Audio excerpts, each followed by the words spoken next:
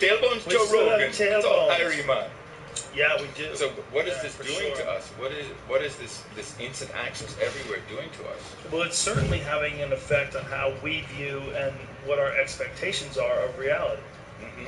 You know, the way we view reality is totally different now. The idea of running around without a phone is preposterous. Mm-hmm. The idea of not having a navigation system on your car is preposterous. Mm-hmm. You know, I have one car that doesn't have AC. It doesn't have. It doesn't have. Oh, it's a Porsche. Yeah, the little 911 from 1993. Yeah. It's raw as fuck, man. I had 84 911 Carrera. It doesn't have power steering. No. And there's the thing that happens when if you're forced into that situation where you have to drive something like that, you go, oh, I got to pay attention to everything. You can get into a drone state, just follow left in 1/4 of a mile on Bridge Road. You're like, Bridge Road, turn left. Right. You get into a zombie. I mean, well, so that's part. So my not having a smartphone with me is not because of. I mean, we're being tracked. There's all kinds of ways. What? It's more about. Wait a minute. We're being tracked. Yeah. Russia or China? Well, maybe our own fucking commercial companies. They can sell it to whoever they want. Oh, the U.S. government doesn't have to spy on you. They just go to Google or 10 other companies and buy your location data. Is the problem that we gave up the commodity of data? We gave it up. No, we just need to be responsible and create less data and be smarter about it. So I don't want to. First of all, I don't want to be fucking. I got enough problems in my life. Right, I don't want to be notified all the time when I'm moving around. But could that have been stopped? Had we had a time machine, you could understand what data would be in 2020 versus in 1998. Yeah. Could we have gone back and went, wait a minute, stop. Data is a massive commodity that's worth billions and billions of dollars, and we are treating it like it's not important. We're treating it like the content is the most important thing on the internet. But clearly, the thing that generates the most money for like Google and Facebook and everybody else is not that, right? It's for sure, it's the data. It's finding out where people live, what they buy, what their interests are, what building websites a shadow you visit. profile of you, yes. How much money do you have? When you do online shopping, do you use Visa, American Express? This is why Silicon Valley is competing with the U.S., with the Federal Reserve to be your bank. Yeah. Everybody wants to be your bank, baby. Everybody wants to, because that's when they control you. Right. But that's also when you get loans at negative interest rate, so they actually pay you to take the loan, to which you can pay off your student loan. This is going to be. You're scaring the fuck out of me. No. This is what you wanted. You wanted universal basic income. Here it comes. This is going to, and by the way, it's going to work. This is the crazy thing. Now the control will also work, but the economy will be steerable. I mean, I think that part will really work. But let me tell you, the apocalypse is coming, and you're going to need a Bitcoin. At least one. Are you a Bitcoin salesman? No. I was very anti-Bitcoin. Really? I was very anti-Bitcoin until I sold a shitload of them at like $900, and I could have really made a lot of money. Yeah, I got them for nothing. People just gave them to me in the beginning, and I denied it. And then when you look at 10 years, I'm like, okay, I don't fuck all the altcoins and all that stuff. That's what I was going to say. I don't give a shit about that. But is there a risk in? But here's the question about Bitcoin: is there a risk in having that be the standard? Like, why can't there be competing cryptocurrencies? Like, why are we so? Do we have to get committed to one? And if we do get committed to one, is there the possibility of some sort of manipulation, the same way we've seen with all the other currencies? Well, when people get involved, yeah, money. 10 years of data have shown that Bitcoin really is the only one that you can trust. Right. Now it does. Really? Is that true? Yeah. I just said right for no reason. Yeah. The way I see it. Yeah. The way I see it. That's really the only one that you cannot manipulate, and all of the other coins are based off of it. Do you know Andreas Antonopoulos? No, the name rings a bell. Brilliant. I know Max Kaiser. Okay. Sure, I've seen his videos. Max is. I've learned a lot from it. And Max has been saying this from day one. Anyway, so we have enough historical information to see that has increased in value no matter what you look at. Mm-hmm. The U.S. dollar, back to my $5,000 truck in the 70s, $50,000 now, that value of that dollar has diminished by 10% because they've just been printing more and more money. Is that why? Or because of communists? Is that what it is? Yeah, well, of course. Hippies and communists? So, for sure, the United States ruined the USSR with financial trickery. For sure. But now it's the end of our road. Wasn't a lot of it the space race? Yeah, exactly. Yeah. Don't take that me was there, the Joe financial Rogan. trickery. There's no way. It was all about devaluation. It was really quite amazing. Multiple levels of manipulation, but they're fucking us good. A friend of mine who's a computer wizard was doing this thing where he was tracing these certain pages that were organizing like Antifa rallies. Yeah. And he would follow the IP back to Russia. Yeah. It's like, what the fuck, man? Maybe Russia, maybe China. What the fuck? We had Hillary Clinton called them techno experts, and we sent them in to the fucking Balkans. Ukraine, we did all that. That's all our techno experts. Yeah. Right now you have Belarus. People are protesting, and it's really being organized around one Telegram channel called Nextra. Right. And these guys work for U.S. State Department. They got pictures and selfies of themselves in the State Department. They're obviously some kind of propaganda outfit, but they have 2 million followers, and those people are like, okay, we go protest over here. A lot like Black Lives Matter. This stuff is being coordinated. But again, very interesting with way. this, it's so important to talk about nuance, and not being connected to any ideas. This is just my view, man. This is what I'm thinking today, bro. I got no agenda. I think you're right. You're also not right.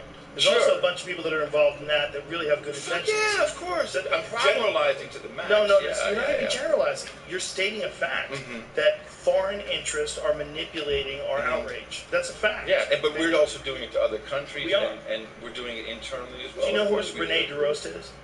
Yes, she was. She's been on this podcast. And it's very interesting because that company that she worked for actually apparently worked for the special election in Georgia, I think it was, and they actually applied some of those tactics.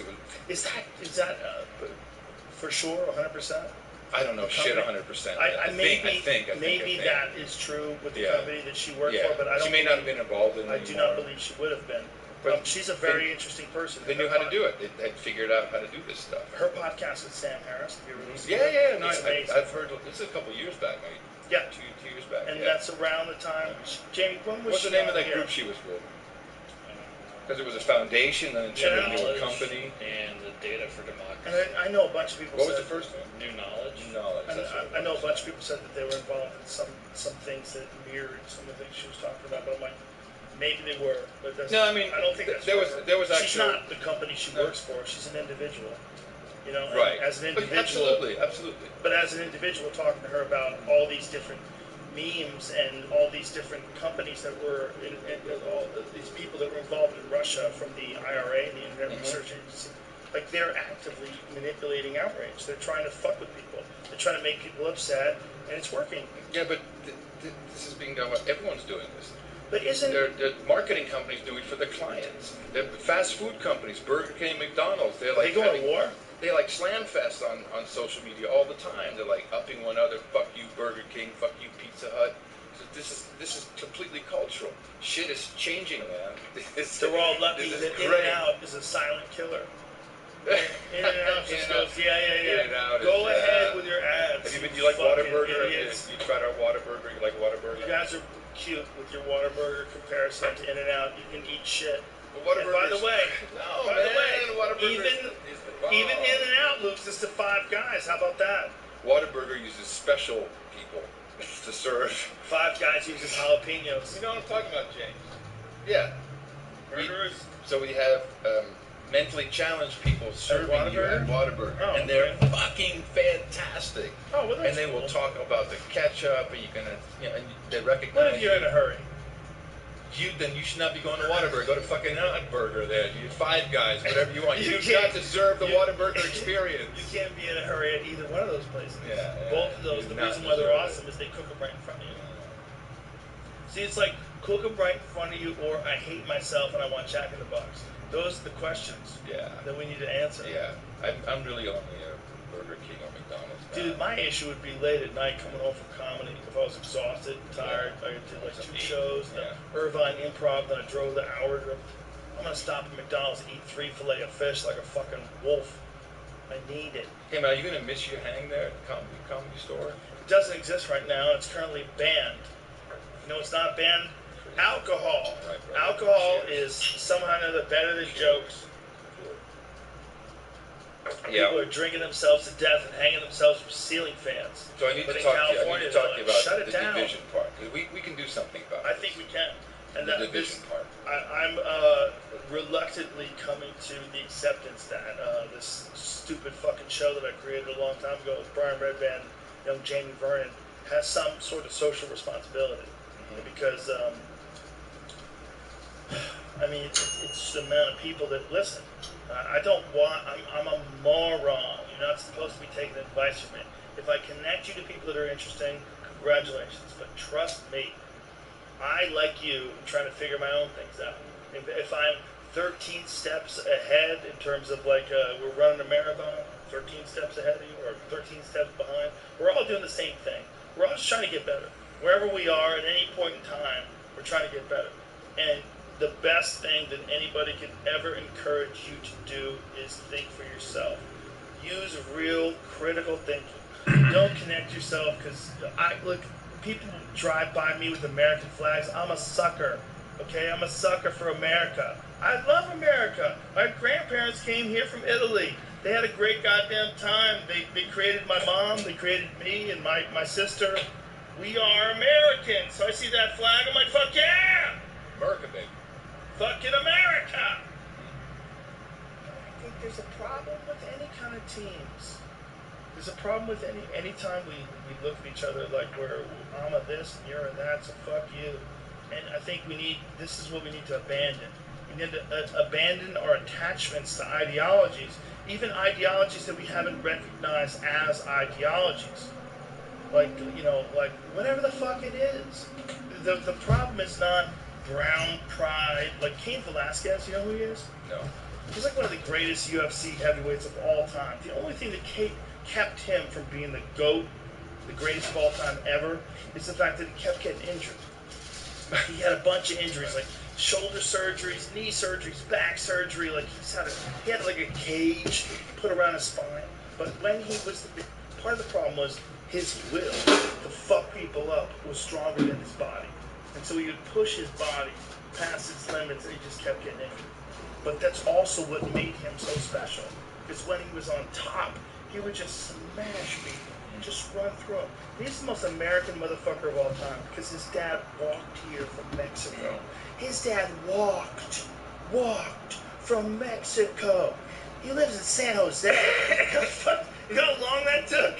That's a long fucking walk, and his dad people still do it. Worked hard and gave him a life, and then he became, in my opinion, when he was at his best, the greatest heavyweight I've ever seen. In my opinion. And he was a force of nature. Insane cardio, but his ability to overcome, feel like he could push through things that other people weren't willing to. So that's why his body fell apart. His knees blew out, his back blew out, everything broke. But it was because his mind was so strong. Right. That's America. That's America. If that's as America as it gets. As are my roots from Ireland, Scotland, Germany. Exactly the same. Yes. So what if we're very sensitive? We're very. Yes. I think the root of most of this is coming from the racial issue, black-white, and we need to define some terms. And this, I think, is very helpful. Instead of saying African American, Black, Negro, whatever we've had in the past, I prefer ADOS, which is a lot of people understand this now, which is American descendant of slavery. That makes very clear who you're talking about. So you can say black, but Kamala Harris, not black. Black, yes, black in color, but not American descendant of slavery. So you would make a clear distinction between an American descendant of slavery and someone who... If we want to fucking fix our country, yeah, we got to do that. Right. If we want to fix our country, this is what we have to do. Malcolm X said, before he became, Nation of Islam, crazy, a little off the radar for me, he said the only way to fix the racial problem in the United States of America is have a white man and a black man sit down at the table and work the fucking shit out. That's what he said. And I've been doing that for a year. Yeah. I was a podcaster, Mo Facts with Adam Curry. But I've been talking to this. This is exactly what happened. He started calling me, explaining to me what ADOS was. I was trying to figure it out on No Agenda. And we were talking for an hour once a week. I said, fuck it, this is a podcast. And I have gotten an education in he's like, does he have a website? Who is he? It's mofacts.com. MOEFACTZ. Mofacts.com. Is that his real name? His name is Mo. His real name? That's short for Maurice. But it's not facts. Is that his last name? No. Imagine if it was. It's like he was born for this. He's like the Dalai Lama. Well, it's like Trump is 45 Savage. You gotta have your. What does that mean? 45 Savage, 45th president, 45 Savage. What is 45 Savage? That's President Trump. But what? That's his nickname. The rapper from 21 Savage. So he's hello, bro. Hello. Somehow or another, I'm younger than you, but older than you. I got lucky this time. I got fucking lucky. Yeah. I don't Anyway, know what you're talking about. so listen to country what music if lately. our problem? Okay. So when you have ADOS, American Descendants of Slavery, which Mo is one. Right. If you have ADOS, when politicians say the black and brown community, they feel fucked because it's not just the black. This is a group of very special Americans who deserve to be recognized as such. Right. This is why they've always been led down the path of voting Democrat, and now all this shit is in play. So that's why black-white is always played on us, because that's our weak spot. That's our Achilles heel. We're embarrassed about it. Yeah, I agree with you. Fuck yeah, America. I love my country. I love our country. But we have some fucked up shit that we instead of dealing with it, we're letting other people hijack us over it. That's what's going on here. And it's not racism that we suffer from. It's nepotism. It's nepotism. And I'll explain why. If it truly was, and I can tell you, systemic racism absolutely existed in America. And it went all the way up into the 70s with no man about the house rule. When they came up from the South and went into the projects created by, I guess, FDR. And, because they typically ate their own food. Now they're coming here to work. So the projects were created on welfare, but you could not have a man in the house. And this went into the 70s. They had patrols making sure that there was no family with children and a father. Now we have 75% of all children in America without a father in the household. You and I, we got parent privilege. We're not white privilege, parent privilege. A man. My dad was, didn't work out that great with us, but he did put some shit into me, and I grew up, and he was around, and there was that influence was there. That's our problem. Who's running Black Lives Matter? Name me one male leader of Black Lives Matter. No, it's all women. And I have no problem with it, but I do question what's going on here. I can't argue with you because I don't know who the leaders are. Oh, Patrisse Cullors. There's a number of women who, and they all come from old radical kind of Marxist. Just one more thing.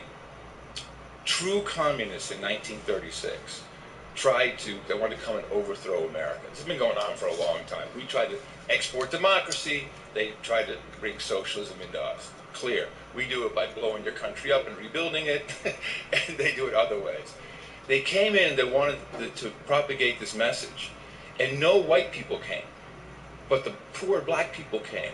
And so they became very associated with Marxism and leftist ideas, and they were basically taken through into what is today, I guess, the Democratic Party. And that's not working anymore because there's just strife and there's no real solutions. And even the first African-American president, not ADOS, didn't really deliver for them. So this election, this time right now, they're fucking with us because of this one thing. For their own power, left and right.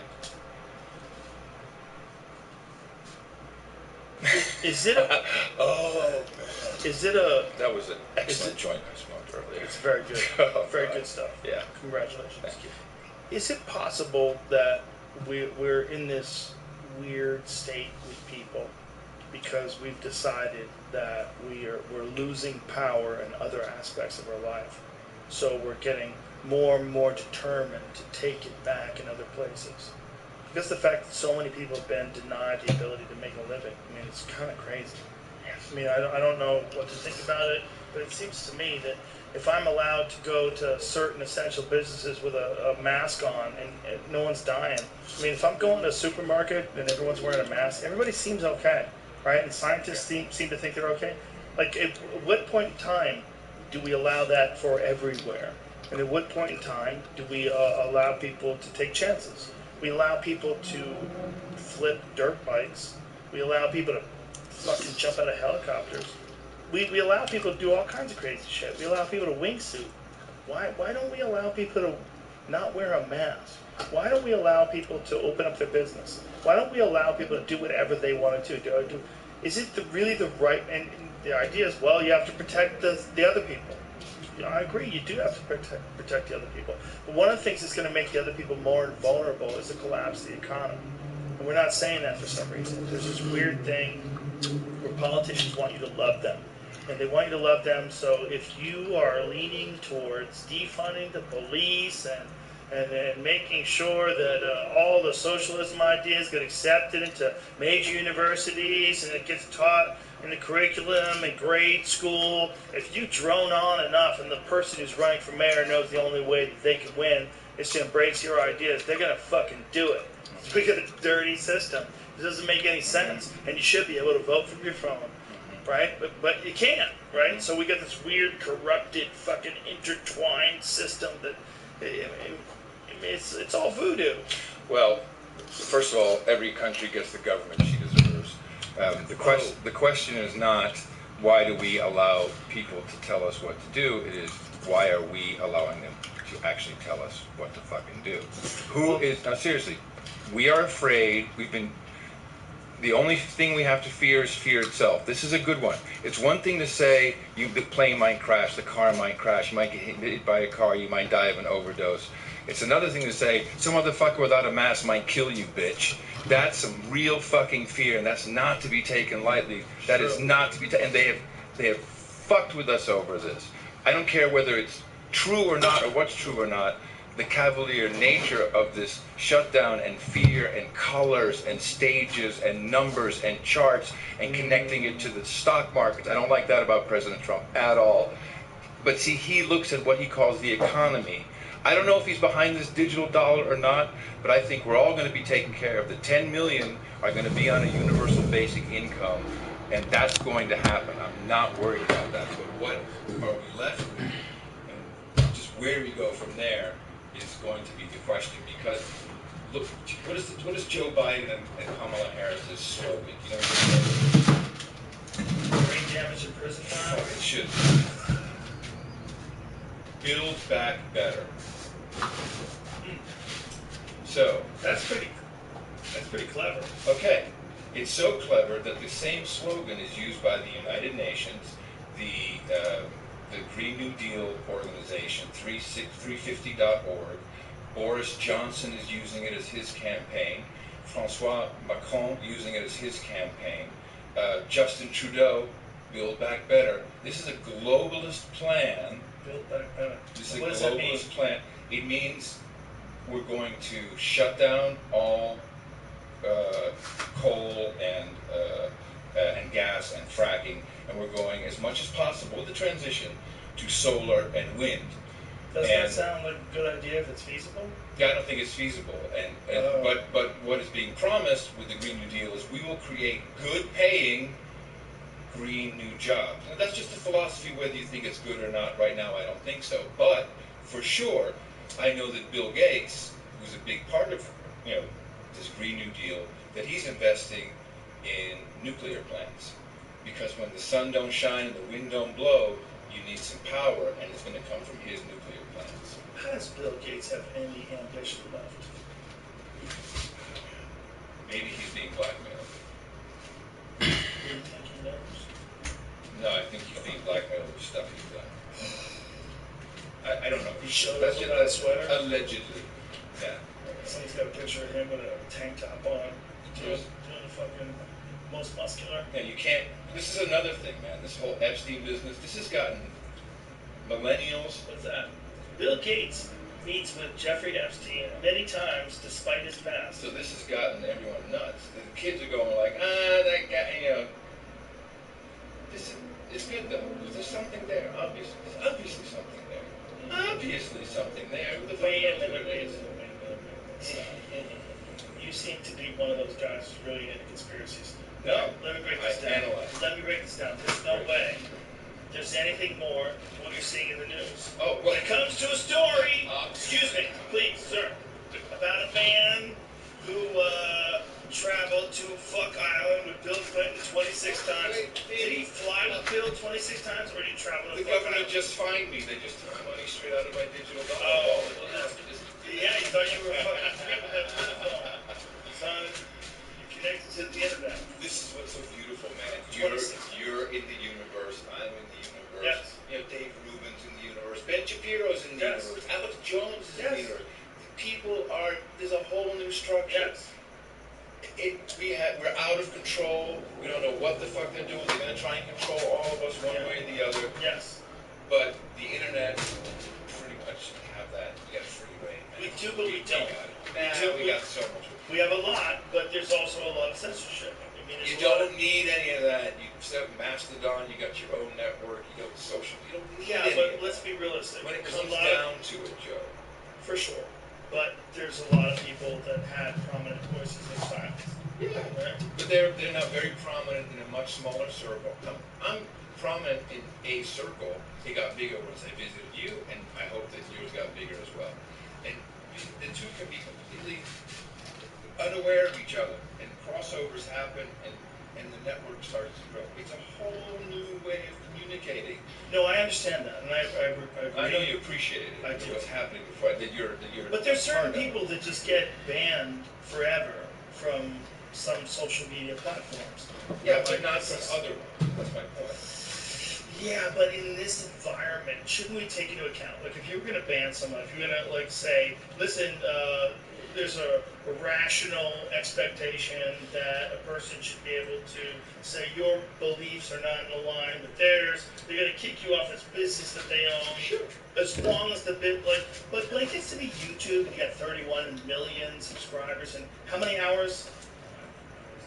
500 hours a minute. Yeah. It's such a pipeline. Like, you can't tell me you're really monitoring this thing correctly. It's not possible. No, of course it's not. That's why So- everything has to be distributed. It has to be. But I think there should be much more stringent rules on whether or not you can ban someone. Oh, I so don't give a flying fuck about what Facebook or YouTube or Google do. It's so unimportant in the vast scale of what we can do. I understand that, and I agree. Okay. But in the individual, the person who has the YouTube channel, who has earned this position, Yeah, and got screwed. and got screwed, Mhm. that's not fair. No, And it's not. not It's also fair. not rational that they can just do it. They don't have to go through a lengthy court proceeding. They can just remove your A income. couple of things. I believe on the commercial platforms that we're talking about in this case, the problem is the business model. Advertisers don't like controversy.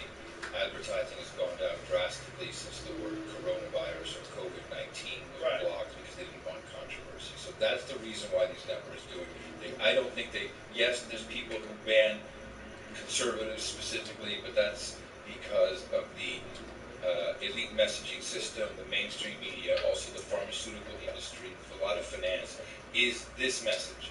So that's what advertisers want. Look at the pussies that the NBA are at Nike and how they kowtow to everybody. Yes, I said it. Look at how they kowtow and what they will and will not allow. So that's all money-based. Very capitalistic, by the way. That's totally cool.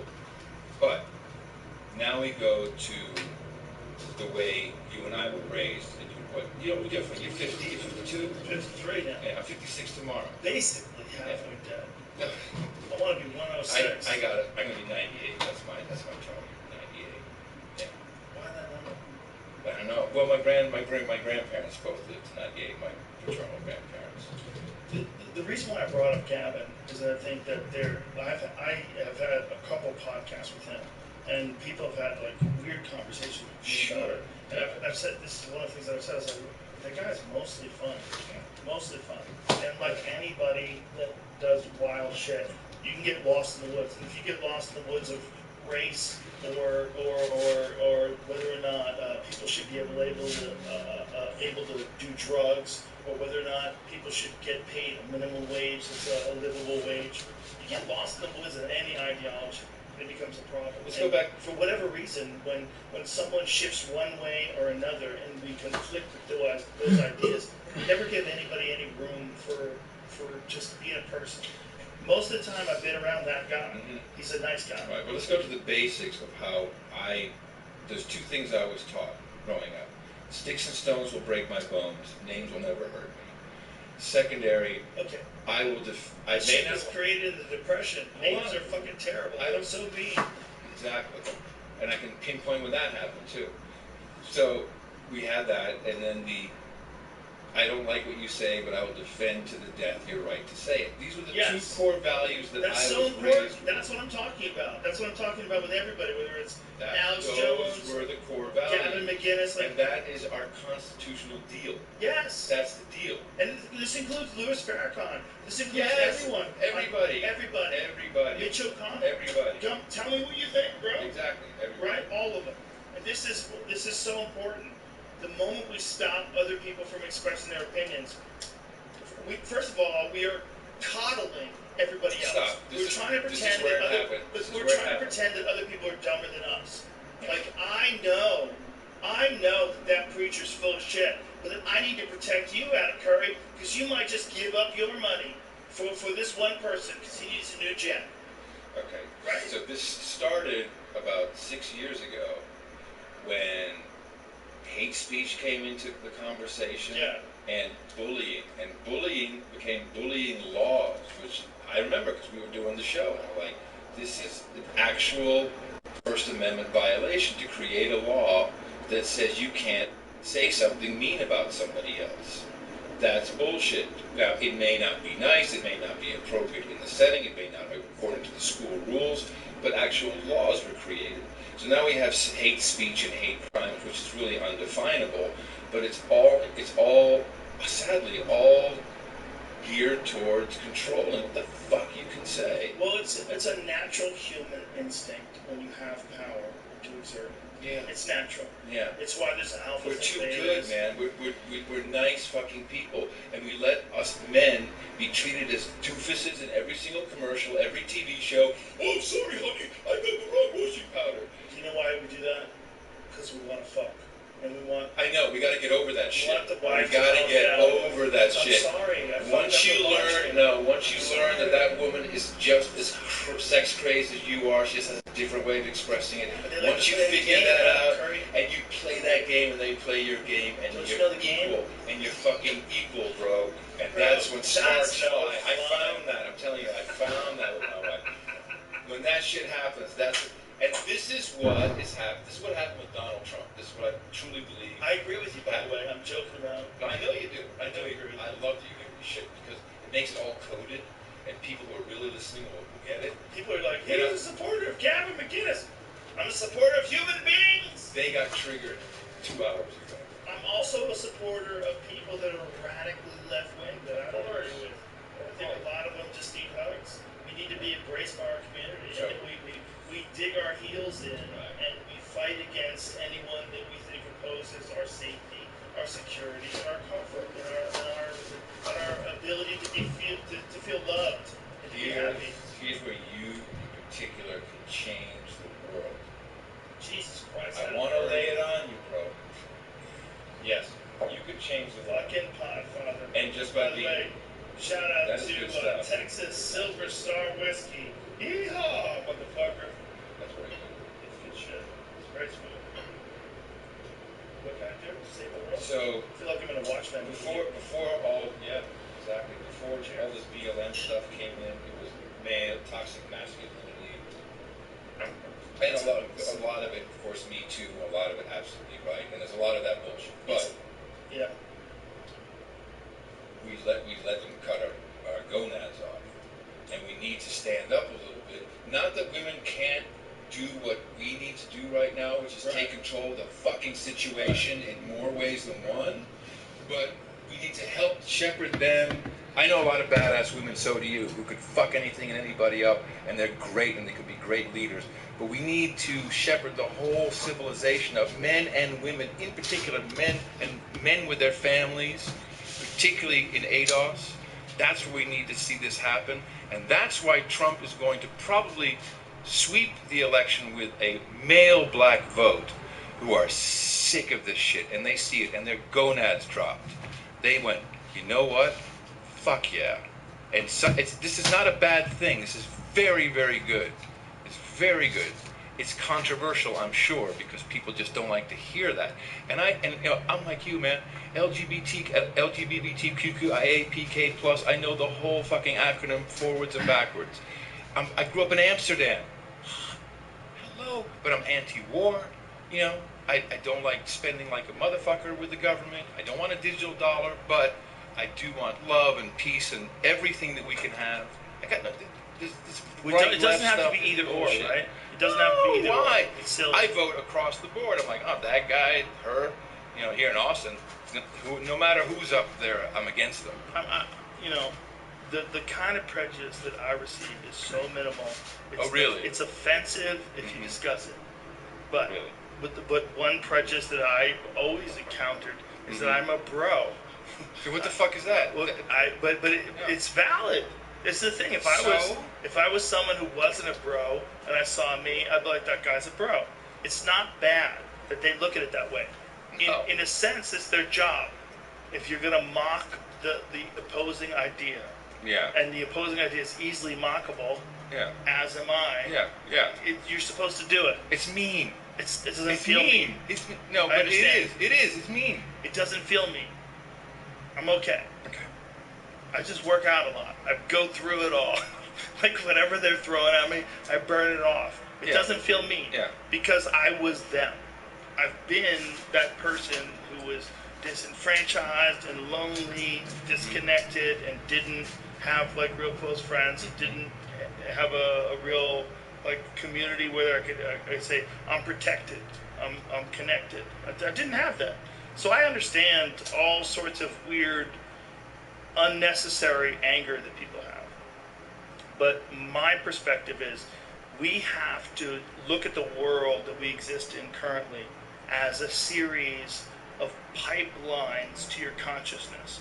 And you have to limit the amount of entries because there's only a certain amount of bandwidth that you have to managing life. And if you have a thing you love, whether that thing is you are a songwriter and a singer, and you have these thoughts, these emotions that you wish you could figure out a way where other people could see the beauty in your perspective and to put it through a song that rhymes with the perfect notes on a guitar and just get into someone's consciousness and make them feel better.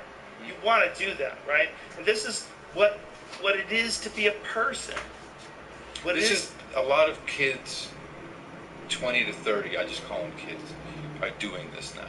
They're disconnecting, they're unhooking, they're getting flip phones, they got no cable subscription, and That's because they're poor, this Adam is the Curry. best. No, It's income this disparity. is the best. You have to eat the rich. I know several homeless guys, and they all have phones, and they have data plans. It's no problem. You can be homeless in Texas, America with a smartphone.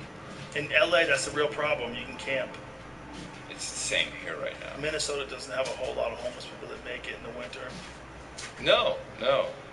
It's too hard out there. You got to get a job. No, this is a dumb idea the way Austin went about this. Austin's not the worst. LA's way dumber. LA's preposterous. It's so sad what has happened to all of California. LA has so sad. Boulder, Colorado inside of it. Yeah. But homeless yeah, people. Homeless, yeah. I mean, yeah. they don't even know what the numbers Yeah. are. They were 70,000 when the economy was booming. Yeah. When the economy was at its peak a couple of years ago, there was 70,000 homeless people in Los Angeles. What's the current estimate? But I think we talked about this before, that the primary cause of homelessness is catastrophic loss of family. There's that, but there's also drug addiction. But I would that argue comes along with it. Yeah, maybe a lot of people are abused. There's a lot of factors, but I think a severe perturbance of your development emotionally, psychologically, as a child, contributes greatly to you being a homeless person. Even And drug also, users are a community. Yes. So then they have their own community of drug use, scoring, and whatever else. So that's still a community. I was under the bridge once, one of them underpasses that was a campground, and I was looking at these dudes just hanging out, talking to each other. I'm like, if you didn't have nothing, this might be a better place to be. I want to take you to Community First Village here, just a little bit outside of You Austin. trying to give me tuberculosis or some other sort of... Yeah. What It'll blow your mind when you see this. Typhus. This is just small, tiny homes. Okay. This is a nonprofit that set it up, and they're getting people back on their feet in their community, in their own community. There's no policing. It's really magical what's happening there. This was my reason why I found that universal basic income is a good idea. What I thought of is not an impossible, like, you can live off of it, sort of, but it's a struggle. Just enough so you can get by. That's the idea. So that's just the idea. give people, just say, listen, there's something wrong if bankers can make $1 trillion a month. Like, whatever the fuck the number is, there's something wrong. Like, how about we do this? Let's figure out a way to organize taxes so that just people get enough so that no one in America has to starve to death. If we were kind people who are truly patriotic, the number one goal would be no one who lives in America should starve to death, right? Correct. That's number one. And then from there, we move on to other things. Right. That's a good way to start. And I'm here to tell you again, it's coming. And I think the number will be $2,400 to $2,500 a month. And anyone who has or is making less than $75,000 will get that. That's ridiculous. It's going to happen. But if you make more than 50 grand a year, shouldn't you be on your own? Like, listen, bro, like, help the system out, disconnect. You want to try living in Austin on 50 grand a year?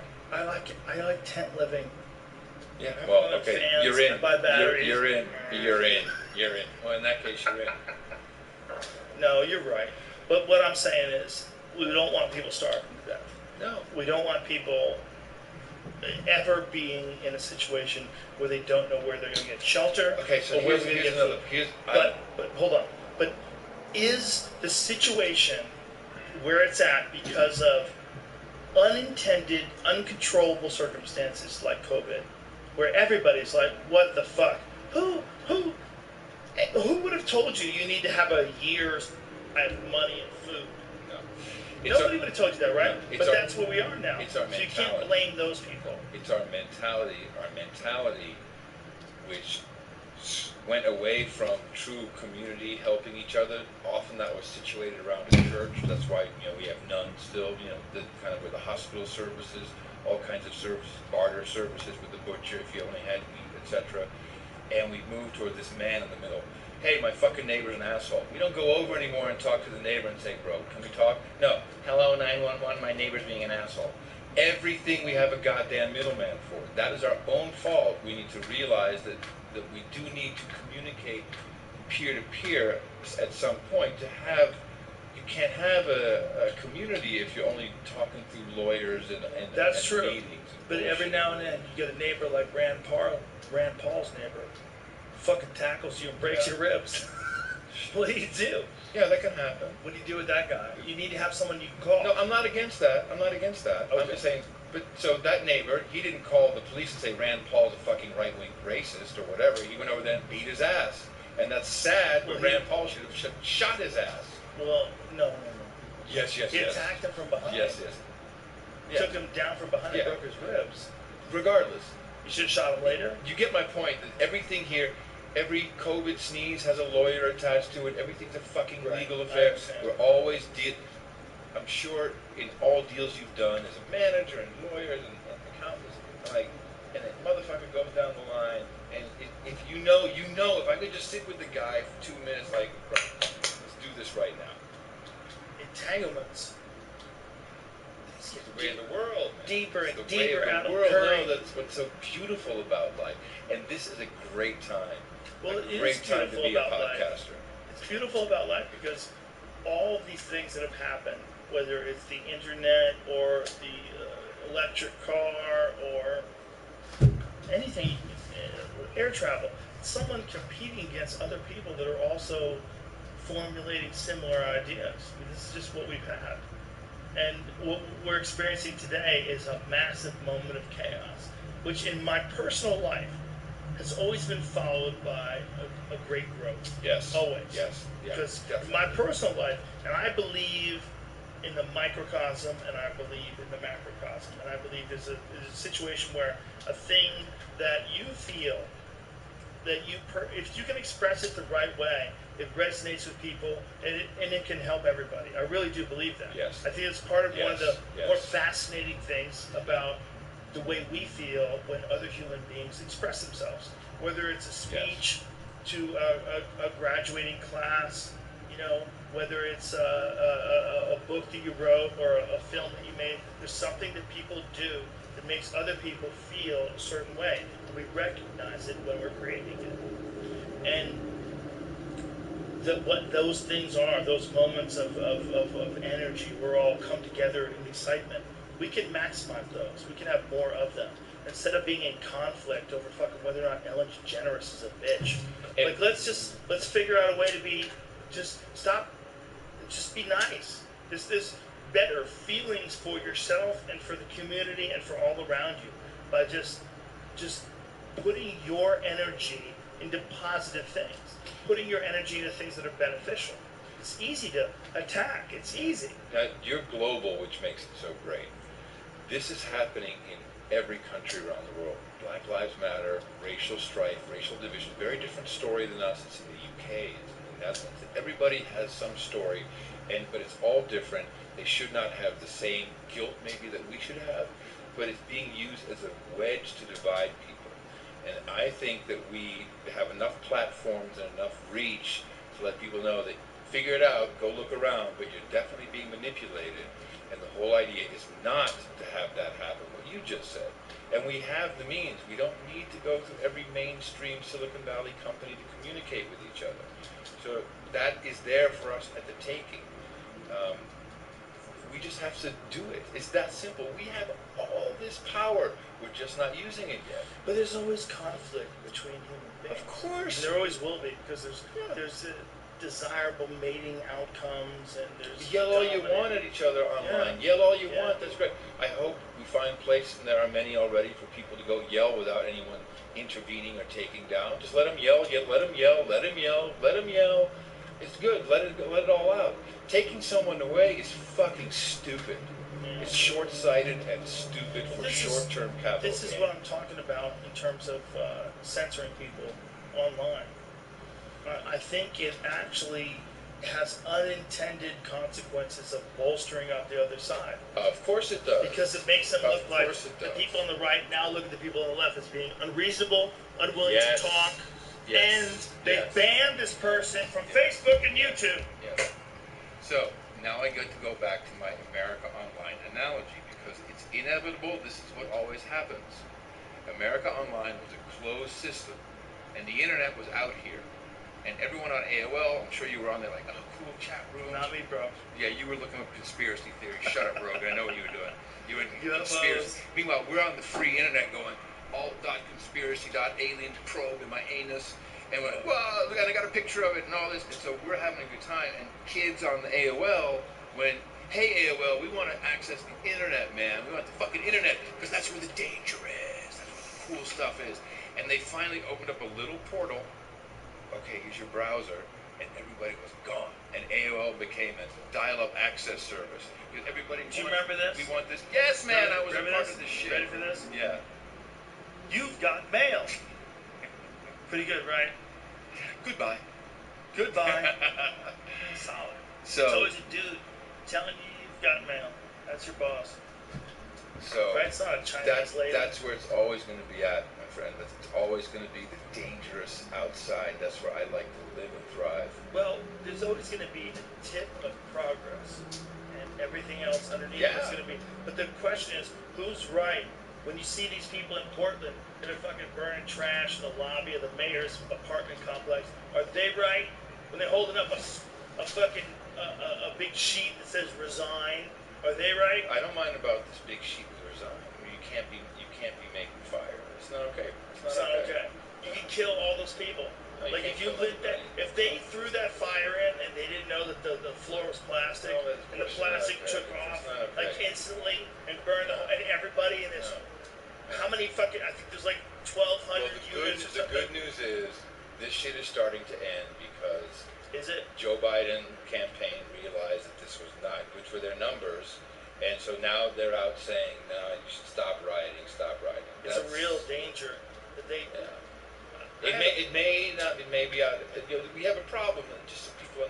I think you know it inherently, but no federal troops can go into Portland or any other place without it being requested. This is very important in our structure. We don't have a Stasi system so you can come in and fucking kick everyone's ass. You have to get requests. Yeah, you got someone's going, hey, I need your help. Come on in, feds. Yeah. That's what it's for. Federal government is very unimportant, really, in the overall scheme. It's supposed to be. We, good people of America, have let it come pretty far with going back Can we to what it's pause supposed on to be. this? I gotta pee so pee? bad. Oh, Can man. we hold this, Jamie? Yeah, yeah. You need to pee? Yes! Let's do it. All right. We'll be right back, ladies and gentlemen. First ever No, it's not the podcast first. from Austin. We're back. And we're back. That was wonderful. I'm here because of you. I said that at the beginning, Yes. but it is true. Now, I want to know about your other plans. So, Tina, Keeper, my wife and I, we've been catching up on little Joe Rogan history. We've been watching your stand-ups during the shutdown. You, my friend, are one funny motherfucker. And you do physical shit, and you're so on, and it's just, where are you going to use this creative energy, this side of you, in the world? I mean, what's the plan? Where does this go? What do you do as a comic? Because I know that, I know you're a podcaster, and obviously you're changing the world. But I know that your core passion is that. I love stand-up, but I think it's really important to just be a person. Mm-hmm. And if you, I did one date during the pandemic. I did the Houston Improv. Mm-hmm. I did it with my friend Brian Moses, and I did it with my friend Tony Hinchcliffe. We had a great fucking time. I met Willie D from the Ghetto Boys. Dan Crenshaw came down. We had a good time. But at the end of the day, I was like, damn, I don't want to catch it and give it to somebody I care about. Like, Right. Because you're fucking human. Right. Yeah, If I I get it. knew that I couldn't ever give it to somebody, Right. I could only get it myself, I'd have a different perspective. Yeah. And I'd probably be Well, I think you've already adjusted your risk profile. I mean, Yeah. yesterday when I was here, I got the antibody test Mhm. and everything. It still hurts. Does it? Damn. Well, I use this finger a lot. Apparently, it's a trigger finger. I use it for mouse clicks. Yeah. Like, what's that little thing there? But right away, even without even waiting for the results, you're like, no, bro, you don't have it. You're good. Listen, Which is appropriate. If you're Which is not appropriate. unhealthy, we've always taken, this is the view of people, we've always taken, if you look healthy and feel healthy, you're probably healthy. Yeah.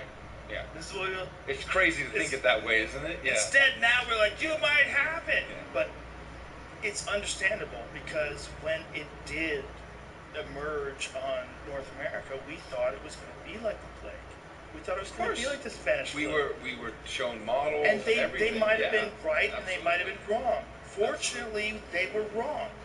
But Yes. this idea that it's a conspiracy, I'm not buying it, man. But hold on. All of it, I think it's It doesn't more than matter. anything.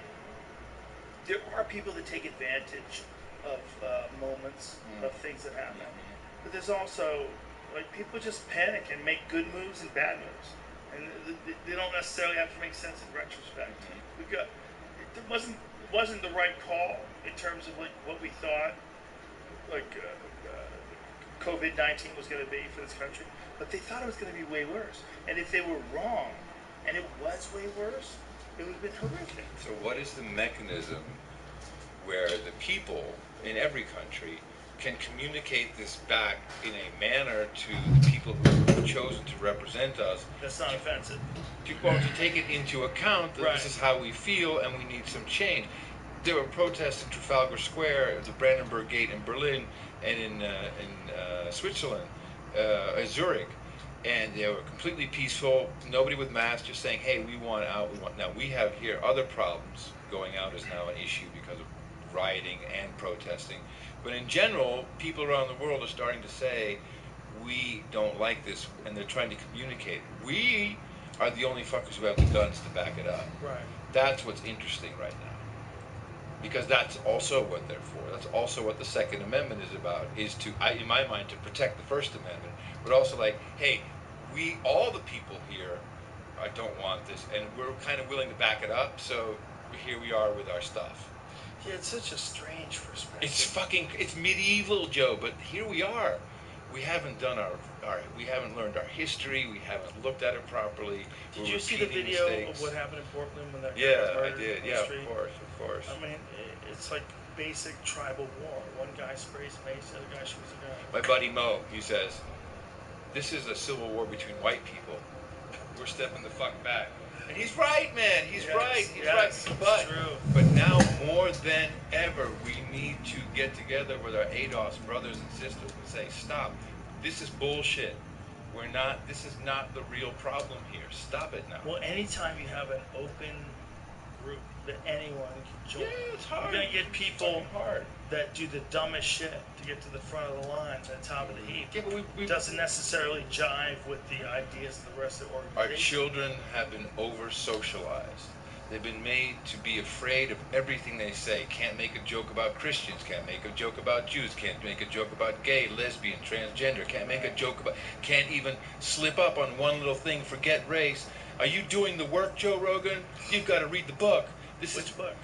That's White Fragility by Robin DiAngelo, the biggest perpetrator of this crap I've ever heard of. I didn't read that, but I read Matt Taibbi's response.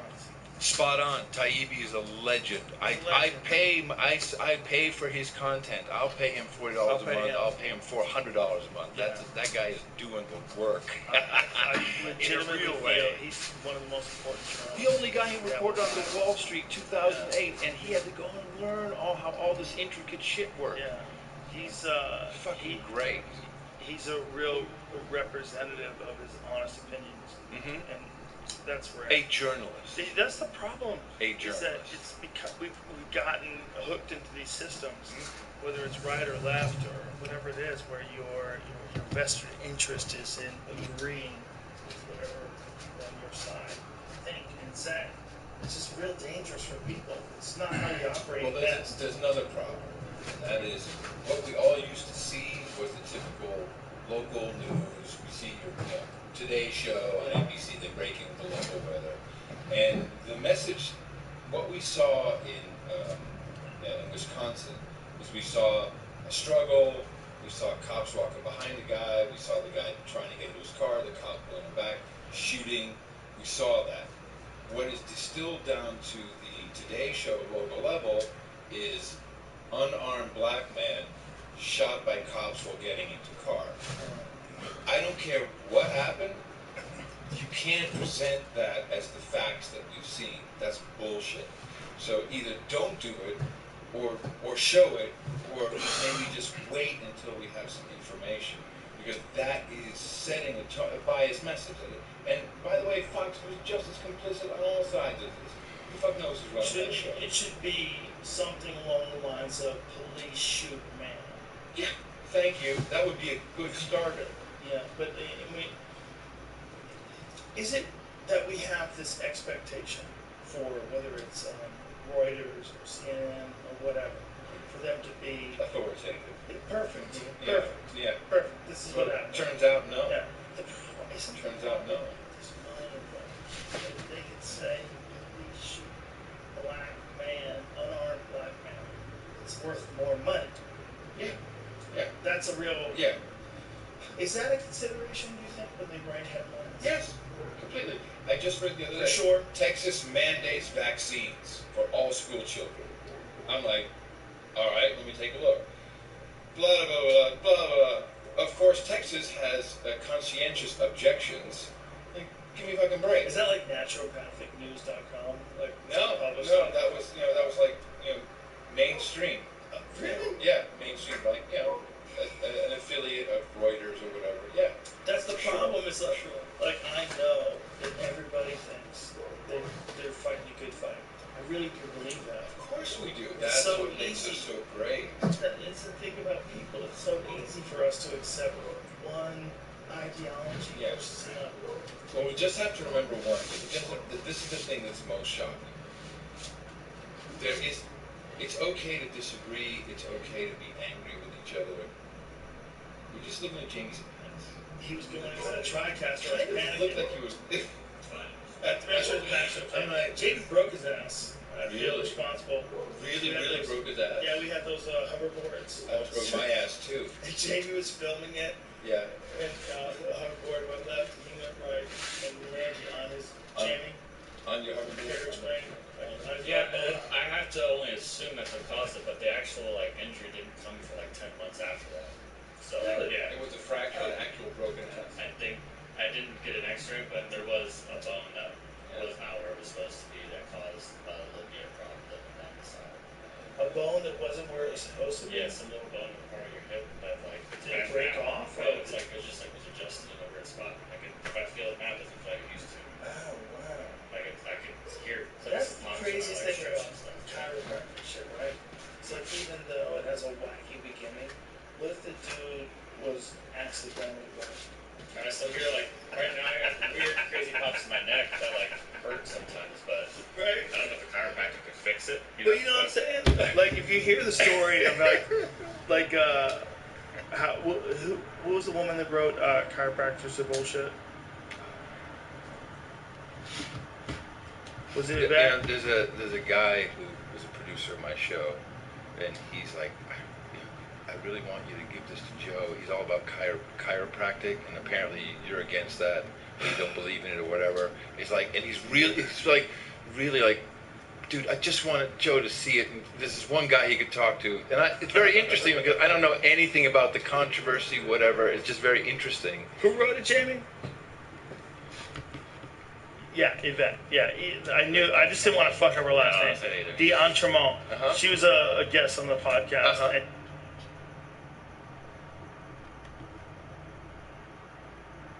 if you need your badges grinded, say it's a badge method, you might want to watch that. Okay? Or go plug in the description, like I said. So, here we go. As you can see, I have no VC. I have like 300 VC, okay? 300. That's nothing. Okay?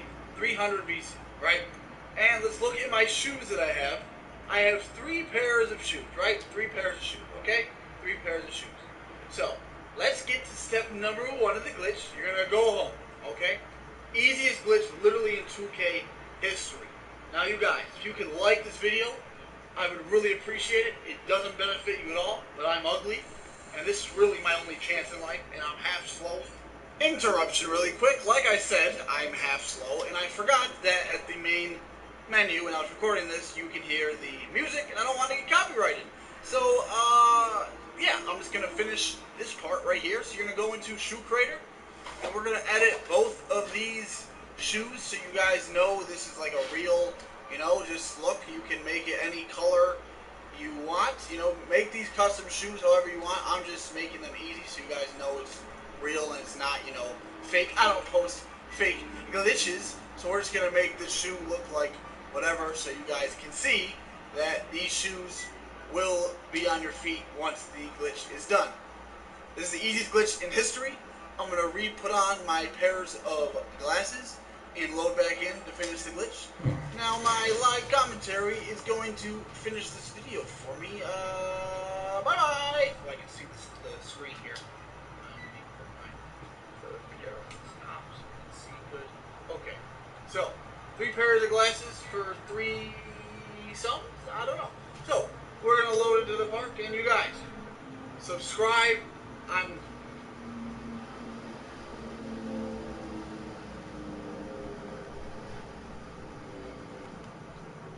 The tip god, the trick god, the glitch, not really a trade-off. Cute. Not in real life though. And you go to shoes, and look at that. There's shoes. Right there. That easy. Free shoe glitch. Have you get one?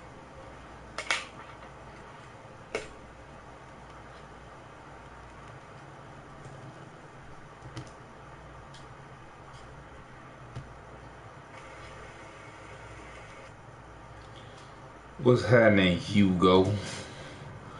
What you up to, man? What's going on with Hugo, man? Hugo on the track, man.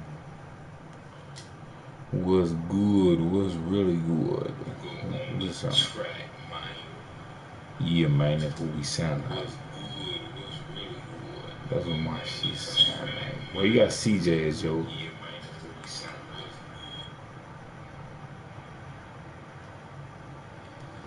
What's really good?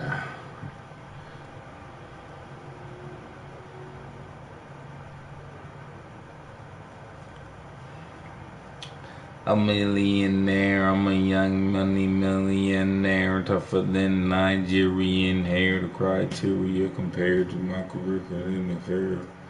I'm a venereal disease like a menstrual bleeds. To the tents and bandits in the street and the moms. Cause I ain't got time to the second. Motherfucker, Maserati goons. You can't dance them, you can't stop them, you can't ram them, then you rock them. Like overrun Baka.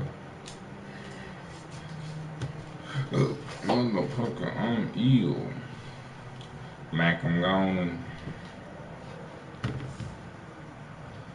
I'm a millionaire, I'm a young money millionaire, tougher than Nigerian hair.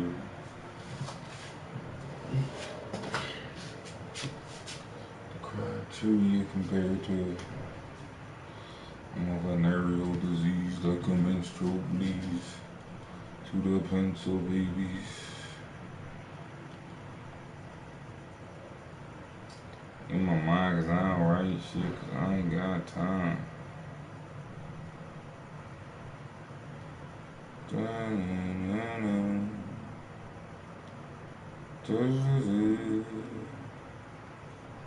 And the big lovers and friends. Oh, good baby.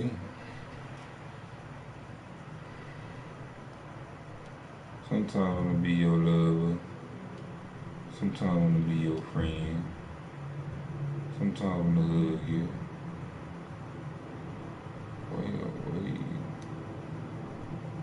Not when you hold me.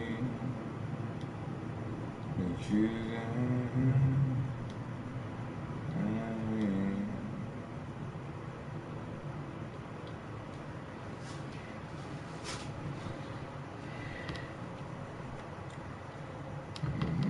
lonely. Not when you hold me.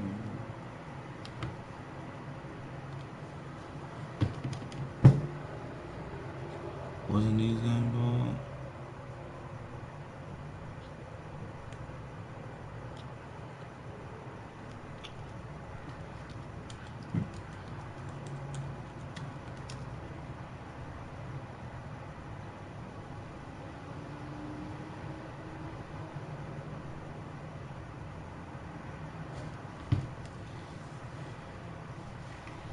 Do.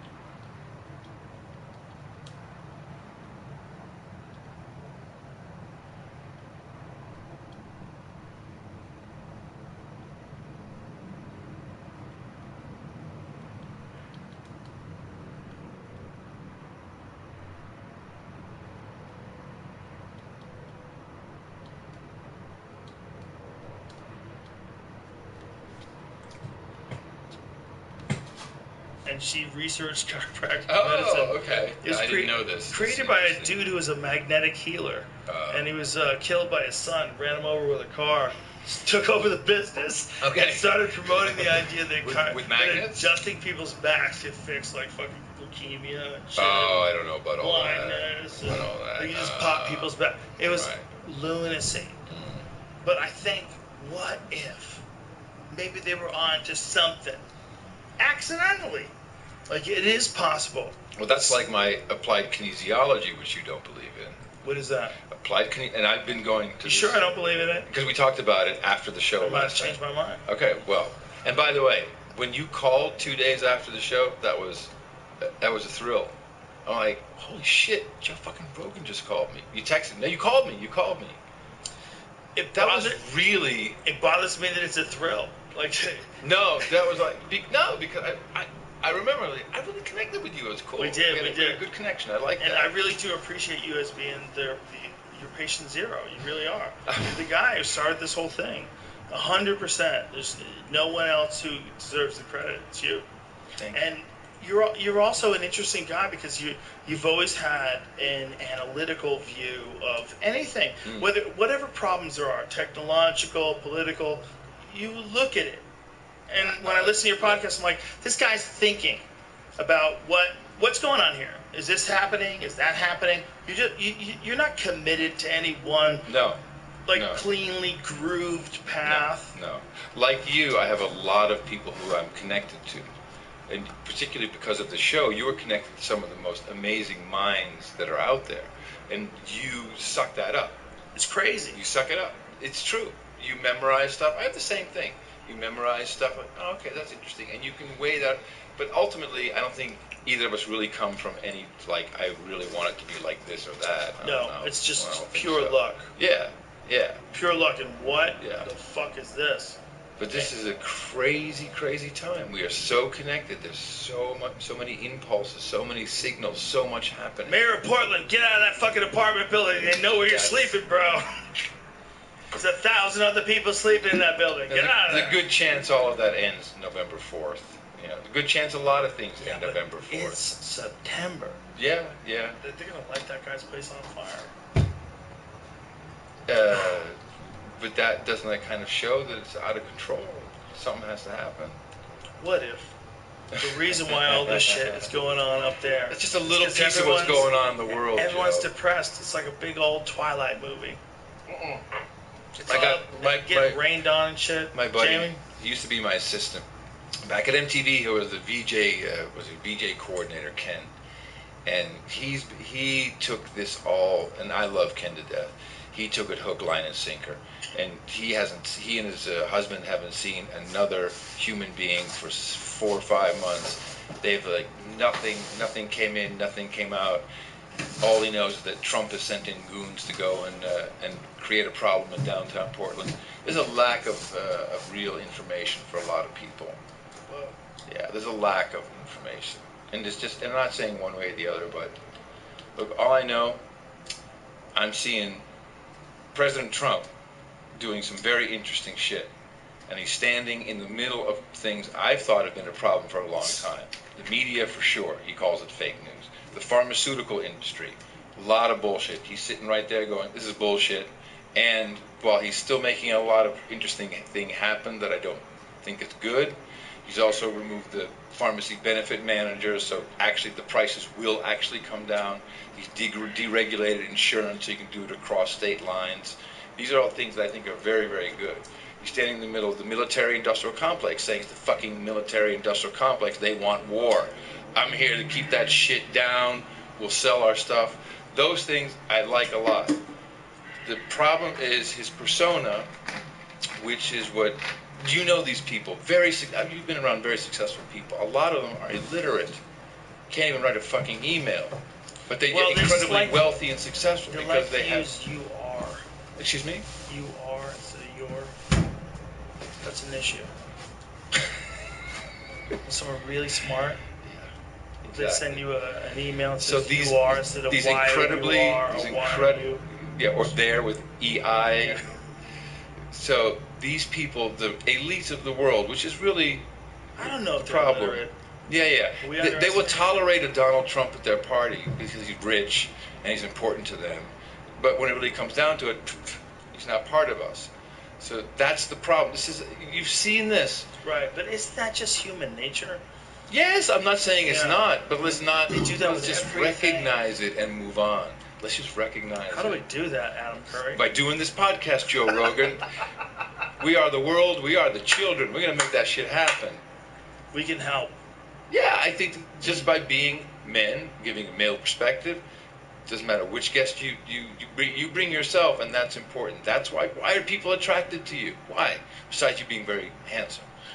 Why? So I'm wearing my wife's shirt. Yeah, whatever. Stole this from You her. got a beautiful family, man. She had this Velvet shirt on. That's a good one. It's mine, bitch. I didn't say bitch. If I did, she would know I'm joking. Of course you would. Dude, I think we're in a weird stage as human beings. I really believe this. That we have this battles going on between people on all sorts of ideologies and perspectives. And some of them are real valid, right? Like police shooting people they shouldn't shoot. Real valid. And then you see videos of them not shooting white people. Maybe they should have shot. You know, it's like you see those things like, hey, what the fuck is going on? Especially if that's all you see. If you're a young black man, all you see is videos of cops shooting black guys and not shooting white guys. If someone just shows you 3 or 4 of those in a row, and you have a job and a family, and you don't have time to be researching shit, how do you know if that's representative of the whole world or not? Doesn't even if it isn't representative, isn't it offensive as a singular event in the history of people where someone gets shot just because of what they look like, right? We all agree with that. Of course. The problem with that, more than anything, is how it divides us and how we look at each other. We're supposed to look at each other as the same. We're supposed to look at each other as just people. Yeah. And anything that takes us off that line, whether it's male, female, gay, straight, black, white, privileged, non-privileged, we got to let that go. Everybody has to stop themselves You can't and think about how you're thinking. What is making you respond? Yes. What is it about you or your personal history that is making you respond in a very responsive, reactive, sometimes violent manner? It doesn't matter who you are. And we all have abuse, we have situations, we have pain, and it's being triggered every single day by very simple things that we can easily be triggered about because it's accepted. Yeah. But I have all kinds of issues that you can say something to me and it'll trigger me. I'm sure you have them too. And only after you've been around for a while, like, now we're half a century, we've seen some shit go down, do you realize, oh man, we should let these other people, these younger people know that, you got to look at yourself. Why are you being triggered like this? Well, we also have to realize that we're in a biological mosh pit. Big time. Big time. Big It's time. a mosh pit. Yeah. And it's not just in terms of our genes, but it's also our ideas. There's all this battling going on. And it's just how, I remember I watched this documentary on the Congo once. And they realized, it's a BBC documentary, it's amazing. And they realized that certain spiders had formed packs. Have you ever seen that? No. Oh my god, dude. Like a fucking deer would run into this spider web and be like, what's this? Yeah. And they We can learn like so much. We hundreds can of learn so spiders. much from looking at our environment around us. They figured out how to work together. How to work together, They yeah. work in packs. Yeah. And I remember Yeah. thinking that, I'm like, this is all madness. So- It's all a battle for the top of the heap. But I think it's important to restate that we're all in our individual webs. We're in the Instagram web, the Twitter web. There are other places where we spiders can come together with groups of other spiders and create our own web that grows. And it may be Parlor, it. maybe Parlor is bullshit. Maybe.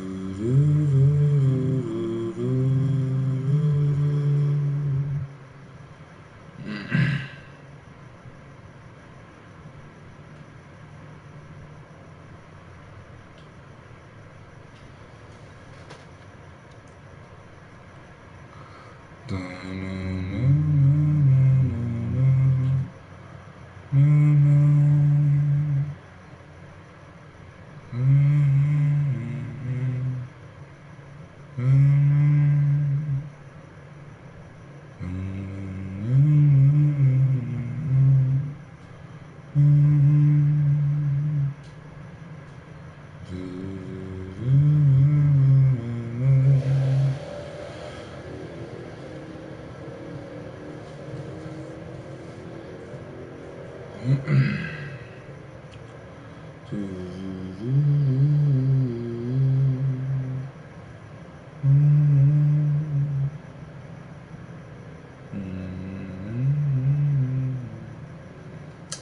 a PlayStation controller, man.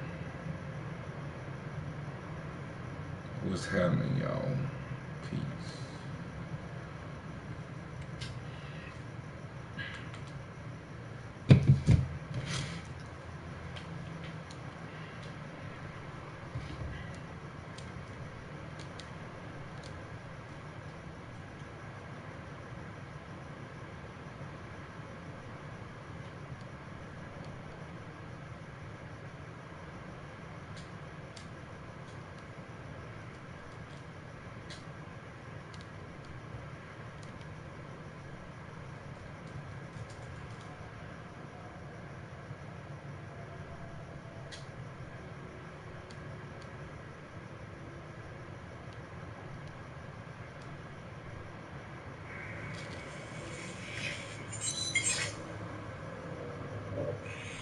All right, here we go. We have Adrian Broner back on live TV. Legendary in and out of the ring. Yes, sir. Well, we've interviewed you a few times before, but you know, I really want to get more into your whole story, your whole background this time. It's such an epic story. So I kind of want to start in the very beginning. So you grew up in Cincinnati, Ohio. Yeah.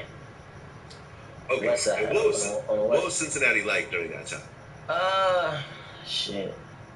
Cincinnati I really can't explain Cincinnati. Cincinnati is very different from a lot of cities. Treacherous, man. And growing up here, I had to adapt to everything I was around. Okay. When you say treacherous, like what was the worst thing that you went through growing up? Shit.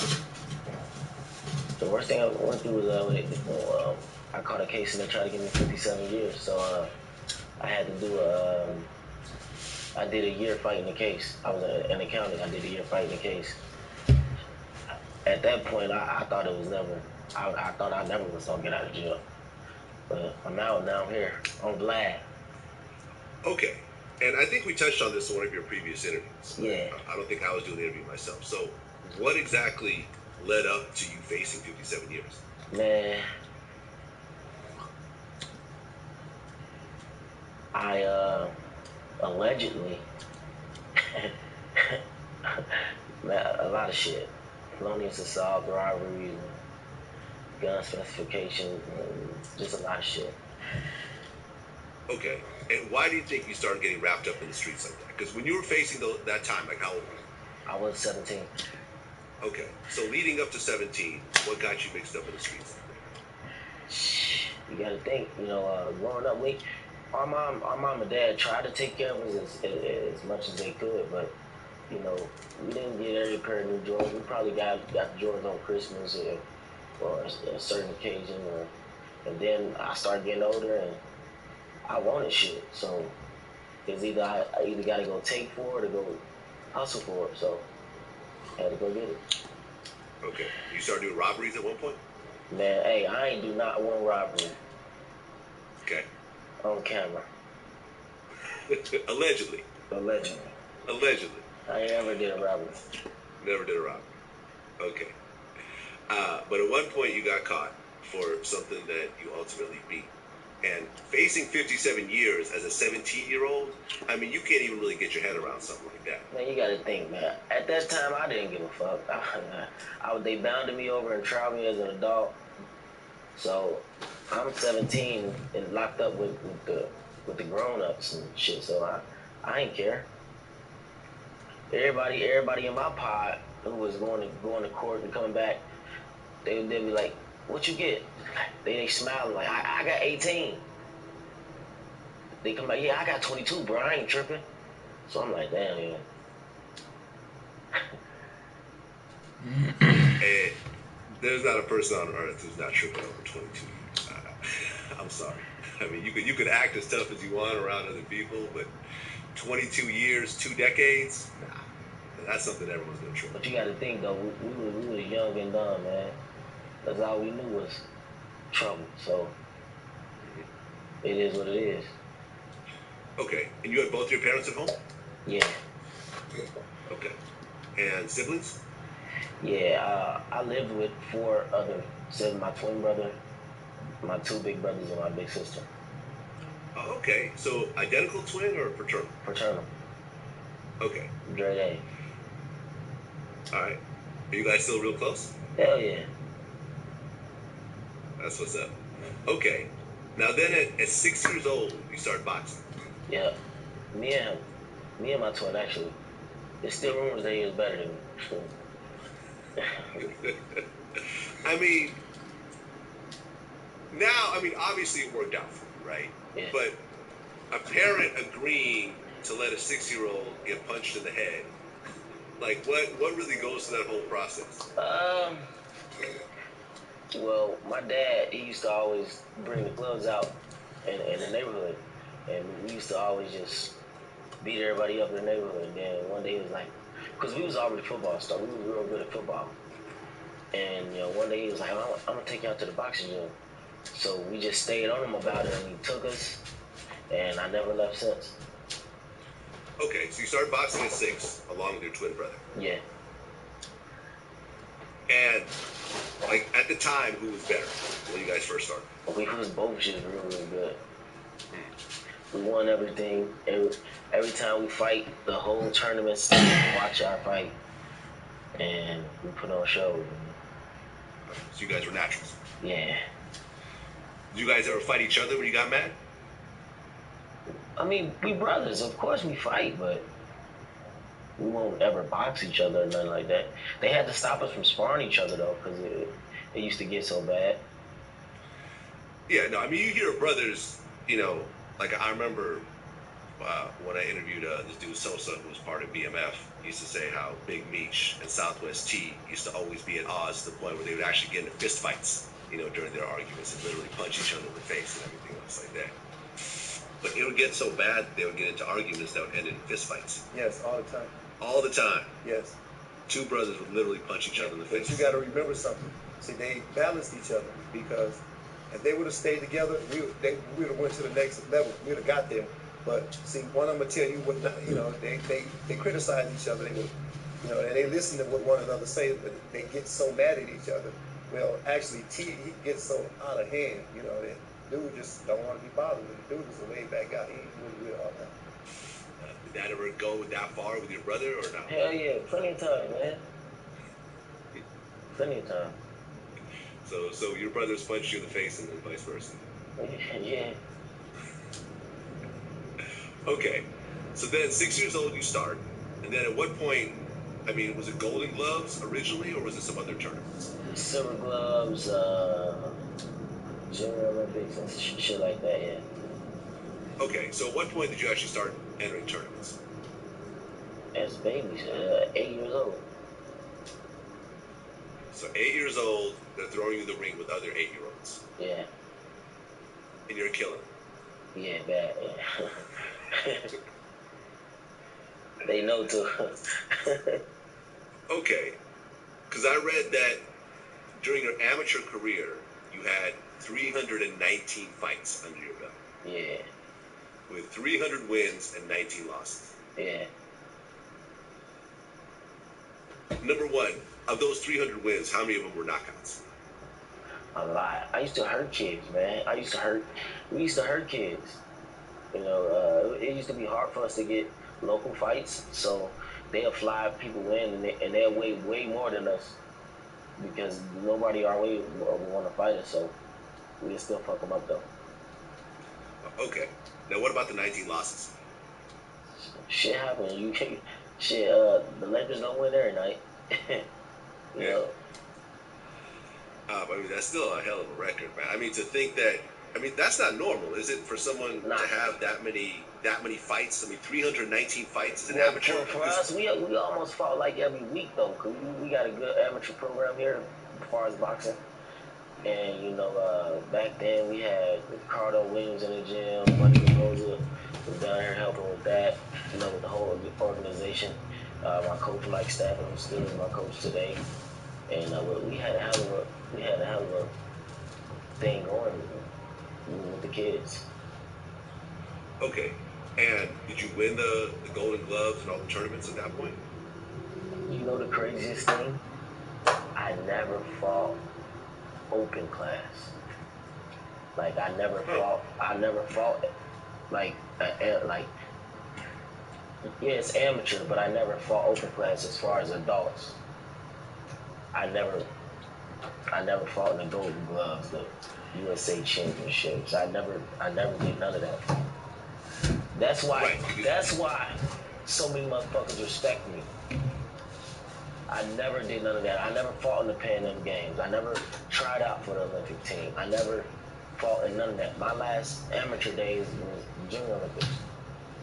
So everybody was wondering, like, how the fuck did he do what he did and he never fought in none of that? Okay, because you went pro at 18 or 19? 18. Okay.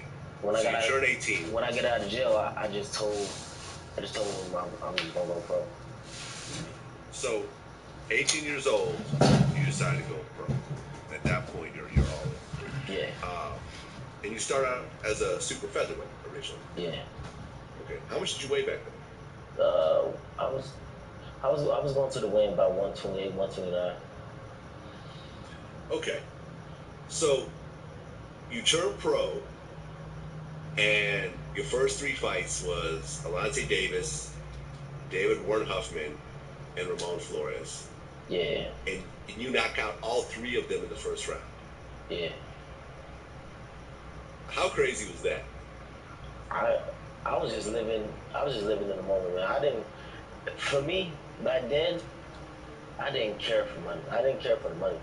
Because I understood all I gotta do is do what I gotta do, and the money gonna be there. For me, I was just in love with boxing so much that I didn't care for money.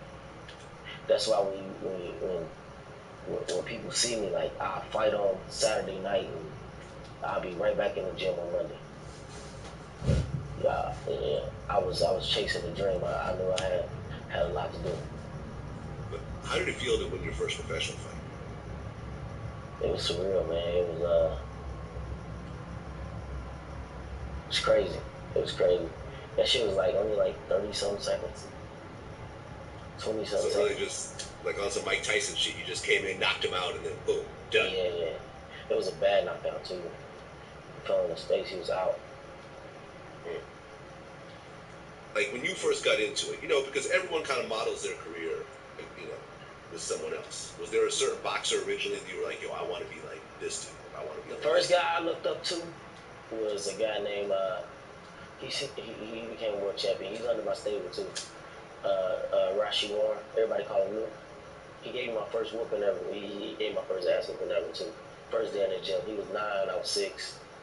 So they put me in there with the best 8-year-old they had, and I trashed him. And then everybody started calling out, Luke. So a little ugly little dude with braids come jump in the ring. He about my size though. He jumped in the ring. He got on Jordans, and he fucked me up bad. I was crying shit, but I was in the gym ever since. But that was my first role model. That was my first everything. To this day, I still call him Big Bro. I still look at him as Big Brother. No matter I got more money, I done did more, whatever, I still respect him the same way. And then it became Ricardo Williams, who was a silver medalist from Cincinnati, Ohio. He was in our gym too. And then once I turned 12, I saw 12. I saw Floyd Mayweather fight for the first time, and then it was over. It was over after that. Okay, so you saw Floyd fight, you're like, okay, this is the guy that, Yeah. That I'm going to model myself after. I mean, it was a hell of a guy to model yourself after, too. I mean, you could say, the greatest of all time. I mean, record-wise, at least, Okay, so then you kept fighting super featherweight. And then when you fought Ponce de Leon, you actually moved up in weight. Yeah, kind of, sort of. But I was a natural featherweight. So when I fought Ponce de Leon, they brought me in thinking I was going to lose. Tell him he had more knockouts than I had fights already at the time. He was already a world champion before, so they just thinking I'm in over my head. I was signed with Golden Boy at the time. But they bitch ass. I don't fuck with them at all. They only for Mexican fighters too. Oscar, no, he a cool dude, but they only for Mexican fighters. So I was with them at first. So they take me to his hometown. This is my first HBO fight in front of 12,500 people against me. So I come into the Golden Boy. This is my first time being in the Golden Boy office. They said they gotta talk to me or whatever. So I come in. They like sit down. They real serious. You know, I don't take shit serious, but boxing. So they real serious, and they like this guy. He's very dangerous. I'm like, man, shut the fuck up. Where the donuts at? And they looked at me like I had shit on my forehead. So they just cut it right there. Like so I go get some donuts and shit, whatever. Then come fight night, I beat him. Unanimous decision. I beat him in his hometown. And the crowd, I had everybody that was with me in red shirts. So if you had on a red shirt, they was throwing water bottles and cameras and like just trying to fuck them up. So the security had to come get my mom, my family, and take them to the back. And then Oscar De La Hoya, he came in my dressing room, and he took me in a private room, and he looked me in the eye, and the look was like I just discovered fire. Like he told me, he said, what you just did, I don't even think you understand what you just did. I'm amazed. I'm proud of you. And then after that it was I'm here. So, you said the Golden Boy are a bunch of bitches, but you're cool with Oscar De La Hoya. Yeah, I fuck with Oscar De La Hoya, but as far as being, I really got to meet him. He's a real good dude. But the way they do their business over there, they for the Mexicans. They're for the Mexicans. When you saw the pictures of Oscar De La Hoya and the cross-dressing thing, what'd you think? Man, I don't even get into that type of shit. He got the tripping family. Family was tripping. I don't know what's up with Buddy. Buddy has me tripping, boy. Yeah, bro. When I saw those pictures with the red bodysuit and the high heels, I was like, okay. I wasn't ready for that one, man. Yeah, he got the tripping that night on that shit. Okay, so you kept boxing and you kept winning, and then you ended up fighting Rodriguez. Yeah.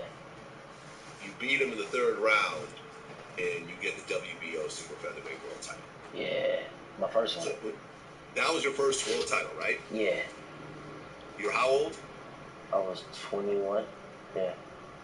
21 years old, you're a boxing world champion. Yeah. How did that sink in? It never did. It never did. I mean, I cried because it was an emotional moment, but I never knew what I did. Like, I never understood it. So, like, even to this day, I just act normal. I walk around like I'm a normal person. But if you look at my career, I already got a Hall of Fame career. Like, I've done something that only one African American did. 4-time world champion, 4 different weight classes. The youngest to ever do it. But it never really sunk in, though. I get it now because I'm older, but I was just living. Right, but when you're holding that belt, because you've been, from 6 years old to 21. That's what I'm trying to tell you. I just love boxing. I just love boxing so much. I don't even know where my belts are. Really? My dad got them somewhere. I just love boxing. Yeah, but you spent 15 years. Yeah. And boxing isn't something you're just doing casually on the side. Like, I know. It's not a side all gig. year round sport. All year round, you're waking up, you're having to eat right, you're having to train, you're having to get your mind right. You're dealing with all the pressure. Honestly, to be honest, I just took my first break ever these last 2 years. This is my first break ever in boxing. Right. That's what I'm saying. Like the whole time you've just been laser focused Yeah. on fighting. Yeah.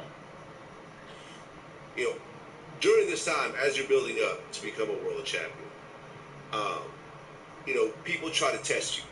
You know, you're becoming more famous and more known, and you go out, and people feel like, oh, he ain't shit. Oh, he's shorter than I thought. You know, whatever else people talk trash. The road was rocky. So a couple people got shot. A lot of shit that happened on on the road. But it got to a certain point where it's like, all right, I'm past that now. I'm here. I can't be doing that. I can't be knocking people out of the club. I can't be certain things I can't be doing. But leading up to that, nigga, I'm twin. Like right now, I'm twin. Like right now, I'm twin. It's the summertime. I got on Timbs. I got on black Timbs. I'm twin. You know? And by this time, as you're becoming world champion, the money's starting to come in. That's another thing. It did. It was. But I didn't give a fuck. I didn't spend money till after I beat Polly and won my third world title. Because I would get, this is how I get my check. I wouldn't even look at it. I don't care. I give it straight to my mom. Right? Because it being an envelope, I give it straight to my mom. Nigga, I go to my account, right? I go to my account for the first time. Nigga, I see all them millions in there. I said, oh, hell nah. Hey, ma, look here. I'm about to give you some money. I took no cap. I took like 18, 20 people to Miami. I spent $1 million. You spent $1 million on one trip. Yeah. Yep. I spent $1 million. Okay, I mean, even with all the plane flights, even if you go first class and, you know, all the hotel rooms and everything else like that. And, you know, when I fly first class, I stay at 5-star hotels. I know about how much. In 2 weeks, I spent $1 million, man. Where did most of the money come from? Because the flights and the hotels aren't going to add up anywhere near to $1 million. You got to think. I was, every night, right? 20,000, 30,000. Every club, though. We going to like three clubs a night. 20,000, 30,000. Strip club, I'm throwing. It was crazy. Then you know I'm very addicted to gambling. So, and I'm gambling. Okay, there we go. There's my question right there. I'm gambling. I'm losing $250,000. Went gambling. Front row seats. At the Miami finals. This is when LeBron was down there. You know what I'm saying? It was crazy. Back then I didn't have a car. I was renting all the cars. I didn't give a fuck. We gonna rent 10 cars, 1,000 a day. You know, 1,000 a car a day, 1,500 a car a day. I don't care. I mean, when you look back and you look at that $1 million, do you regret it or do you Hell like no. enjoy it? Hell no. You loved every minute. Every bit of it. Every minute I loved it. Well, when you start getting money, and I've gone through this myself, and most people I interview have gone through it as well. You got your people that you take care of. You got your family, you got your brothers, and everything else like that. But then you got your friends, and people start getting used to you being generous with them. But then that one time you say no, then it becomes a problem. Or the people that you don't take care of. See, that ain't your friend, right? Your real friend. I'm like, all right, I ain't tripping. What you need something? What you need me to do? Can I do something? Matter of fact, I got something for you. I mean, and that's who I got around me right now. That's what I had to learn. I mean, you know, I was blinded by the light. I was blinded by the money. You know, plus you got to think, I was a pilot that didn't know the destination. I didn't know where the fuck I was going. I didn't know what I was doing. It was just an open book. I ain't never did this before. I ain't never had this much money before. Yeah. I mean, Mike Tyson lost $400 million during the course of his career, and he doesn't even know where it went. I understand that. I understand it for sure. Yeah. Along with bad friends, bad relationships, bad women, like bad managers, the whole Don King situation. I mean, I interviewed Zab Judah. He talked about how he signed to Don King, and he figured, well, I ain't gonna go the same way as Mike. I got my business straight, and sure enough, Zab Judah gets ripped off by Don King as well. I was coming out of my contract with Shelly Finkel in Dubas, and Don King caught me with the with the white man shit. Oh, brother, come on, brother, you motherfucking Jew, motherfucker, they got you. Come on, brother, don't be over there. They slick, brother, they slick. He got me with that shit like that. That's how he got Tyson also. Yeah, I mean, but he's good. He used the black angle. No, he used that fucking mouth. He's the coldest pimp ever. You know what I'm saying? I ain't gonna, boy, listen, I mean, the reason why I say he's the coldest pimp because he used us. We was his horse. We was the one that got money for him. I use it in the terminology of pimping. Yeah. You know what I'm saying? I mean, Don had us. We went out there. We got money for him. Unknowingly, this is how he conducted the business. And then when you you know what I'm saying, when you ain't good for him no more, he get rid of you. Well, what was your worst experience with him? What was that one thing where you're like, man, I not can't believe making your money and getting your check and the shit don't say what you negotiated. Really? That's when me goes back to Brownsville. Then the Brownsville come out me, you know what I'm saying? How much did he short you? $1.5 million. And that type of thing. Man, listen, man, I ain't here to talk about him Don King. He's a fucking joke. He's a gangster. So you've done business with Don King? Hell no. But I love Don King, though. He's a gangster. Okay. He's murdered. Yeah, he's definitely a gangster. He killed somebody at one point. He's a gangster. Okay, so then you had the fight with Vicente Escobedo. Yeah. And that's when you united the belts. Yeah. And it was what, four championship belts at the same time? Yeah, some shit like that. Nah, when I fought Vicente, when I fought Vicente, I was just defending my world title. And he didn't want to fight me. He was scared as shit.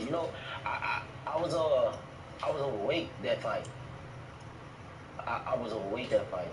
I got the tripping, man. And I weighed like 130 point something, and he was so scared to fight me. So what they did, they gave him a large amount of money extra to fight me. Yeah, I broke that kid's face, man. He had to get surgery on his face. Damn. Yeah. He a good dude, though. He a good dude. Every time I see him, though, he a good dude, for sure.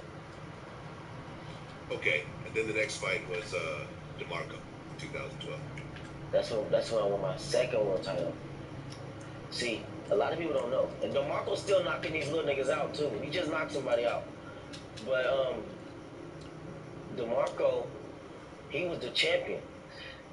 And this was my first time fighting at 135. So I said, I want to fight the champion. I want to fight him. The best in the division. He had the WBC. And I fought him. And I fucked him up. Bad. They say that's one of my best performances of my career, but I disagree. But still.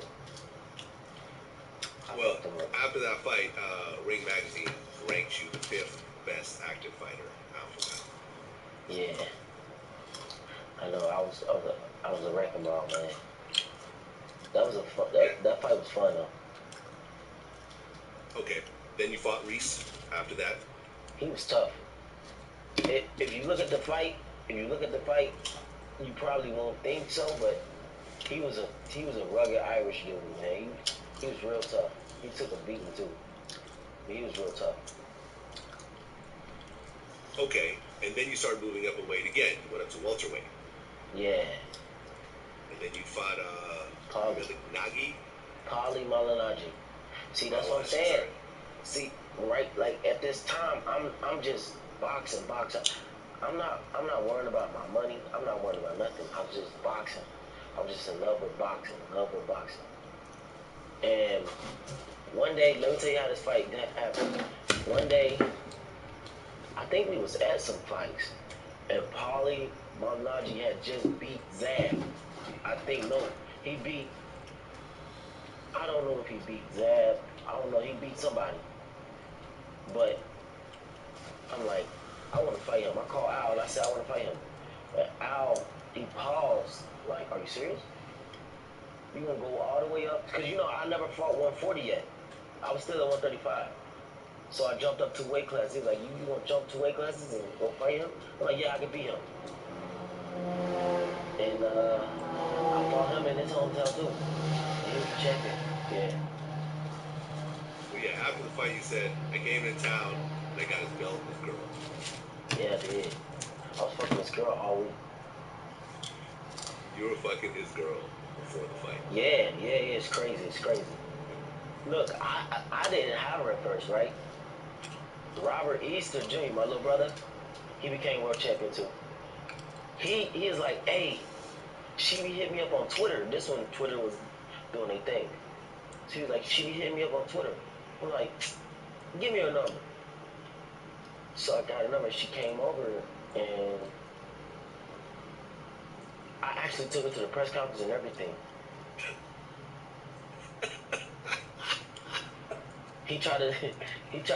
Paulie tried to not let her in the press conference. Hey, I can talk about it now because me and Paulie, we like best friends now. That's my boy. But, yeah, they wasn't gonna let her in. So I said, fuck y'all, I ain't doing the press conference then. So when they ran back and said she could come in, ooh-wee, all hell broke loose. Was he still actively involved with her at the time? I didn't care. I just know they had relations, and I knew to get to him, and I knew he loved her. Cause I ain't gonna say that. I ain't gonna put him out there like that. But he loved that girl. Okay, so that really got into his head, though. Yeah. I mean, it could have backfired. He could have been so angry over that shit that he just wilded out in the ring. But nah, boxing don't work like that. Boxing don't work like that. Being angry in the ring only gonna get you fucked up. You gotta stay calm, gotta stay poised, and block everything out. No matter what you're going through, you can have the worst day of your life. When you get in that ring, you have to be 100% focused. Yeah, I mean, when you look at Floyd Mayweather, that's like one of his superpowers. Is that he never gets upset. He's always focused. You never see him lose it. Or even when other people are losing it, he just stays calm and does the job. Mm-hmm. Yeah. Okay, and that fight actually got you, at that point, your career high paycheck. You got $1.5 million for that fight. Yeah. How did that feel to make $1.5 million to just get in the ring with someone? I told you at the time, I was just in love with boxing, man. I was just in love with boxing. HBO was giving me so much fucking money, man. Like the young fighters, they getting paid, you know. But HBO was paying me crazy. So I had money. I had money when I was young, man. I was young with that type of money for a long time. Yeah, but $1.5 million for fight money, you know, that's still a new thing for you at that point. It only got bigger every fight. Okay, so then in 2013, you fought Marcos Maidana. Who I wasn't supposed to fight, but I didn't give a fuck. You know, if I had, now this is I think one of my best performances in a loss. If I had a chance, I'd do it again. It was one of the best fights I ever been in. I loved it. Well, you said that you didn't really take training camp very seriously before the fight. No, I trained my ass off. Do you think I would be able to stand in there with Maidana for 12 rounds being a lightweight and not being shape? I took training camp very serious. It's just, you gotta think, I was coming off tour. You know, I did tour with, I was on the Most Wanted tour with Lil Wayne, T.I., 2 Chainz. Oh, okay. I did the whole tour with them. And we was in the last city in Las Vegas. I went straight to camp. You see what I'm saying? Uh-huh. So you took it seriously, but you didn't really have the time because you're out, you know, basically partying with the rappers. Nah, it's just coming from that lifestyle to back to this lifestyle, it gotta take time. Like right, that's just like me right now, just going to fight in 8 weeks, and I've been off for two years. Okay, and in that fight, you got knocked down for the first time ever. Yeah, that bitch hit hard, man. When he hit me, right, I remember because he called me with a good shot early, and then when I was moving, I was cool, and he threw a weird shot. It looked like he was coming to the body, but he came up top of like, ooh, shit, a good shot. So when I got up there, and I don't remember nothing until about the 9th, 7th round. Like it all went blank. But I was still fighting my ass off. Everyone like, man, you. So when I finally get my legs and vision and everything back, because like from 2 to 9 or whenever I got my shit back, everything was off slow motion. It's crazy. But I get my legs and shit back, right? So I'm like, oh, I'm finna fuck this nigga up, right? So I go at him again, and he catch me again with another big shot. And then I just had to rug it out. Fuck it. You gotta kill me, come on. Well, you got headbutted after he knocked you down. I got my LeBron James on. I had to. He caught me with a big shot. Shit, and then he come in and headbutt me. Shit, I need some time. I had to flop that one. I had to. See, boxing, you know, it come with acting too. And then look, you gotta think how smart I am. You know, I'm in the heat of the moment. I'm like, I need to buy some time.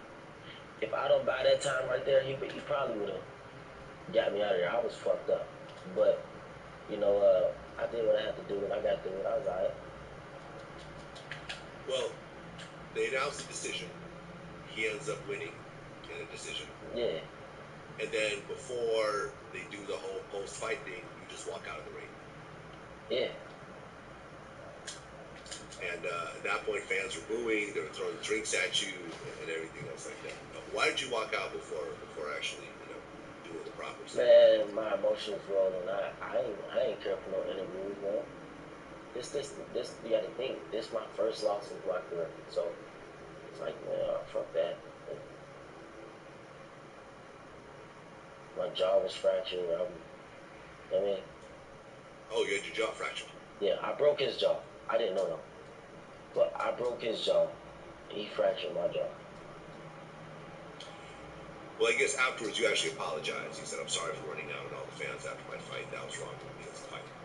Yeah, for sure it was. But in the heat of the moment, I didn't care about none of that shit.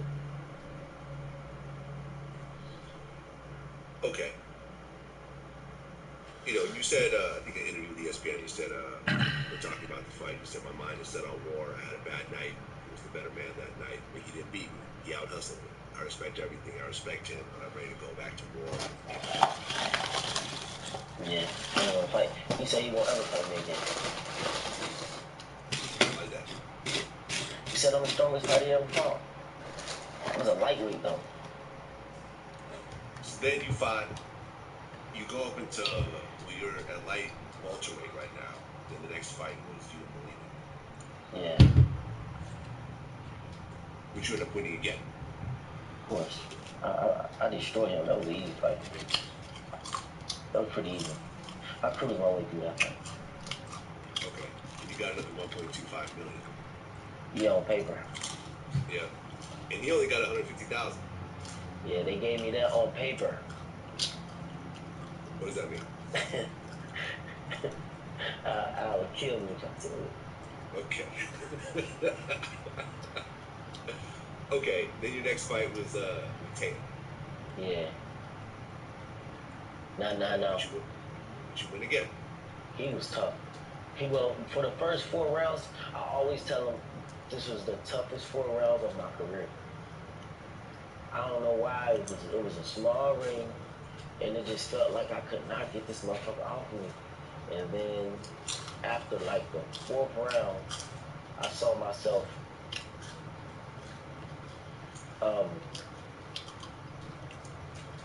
I saw him fading away, so I'm like, all right, I got him now.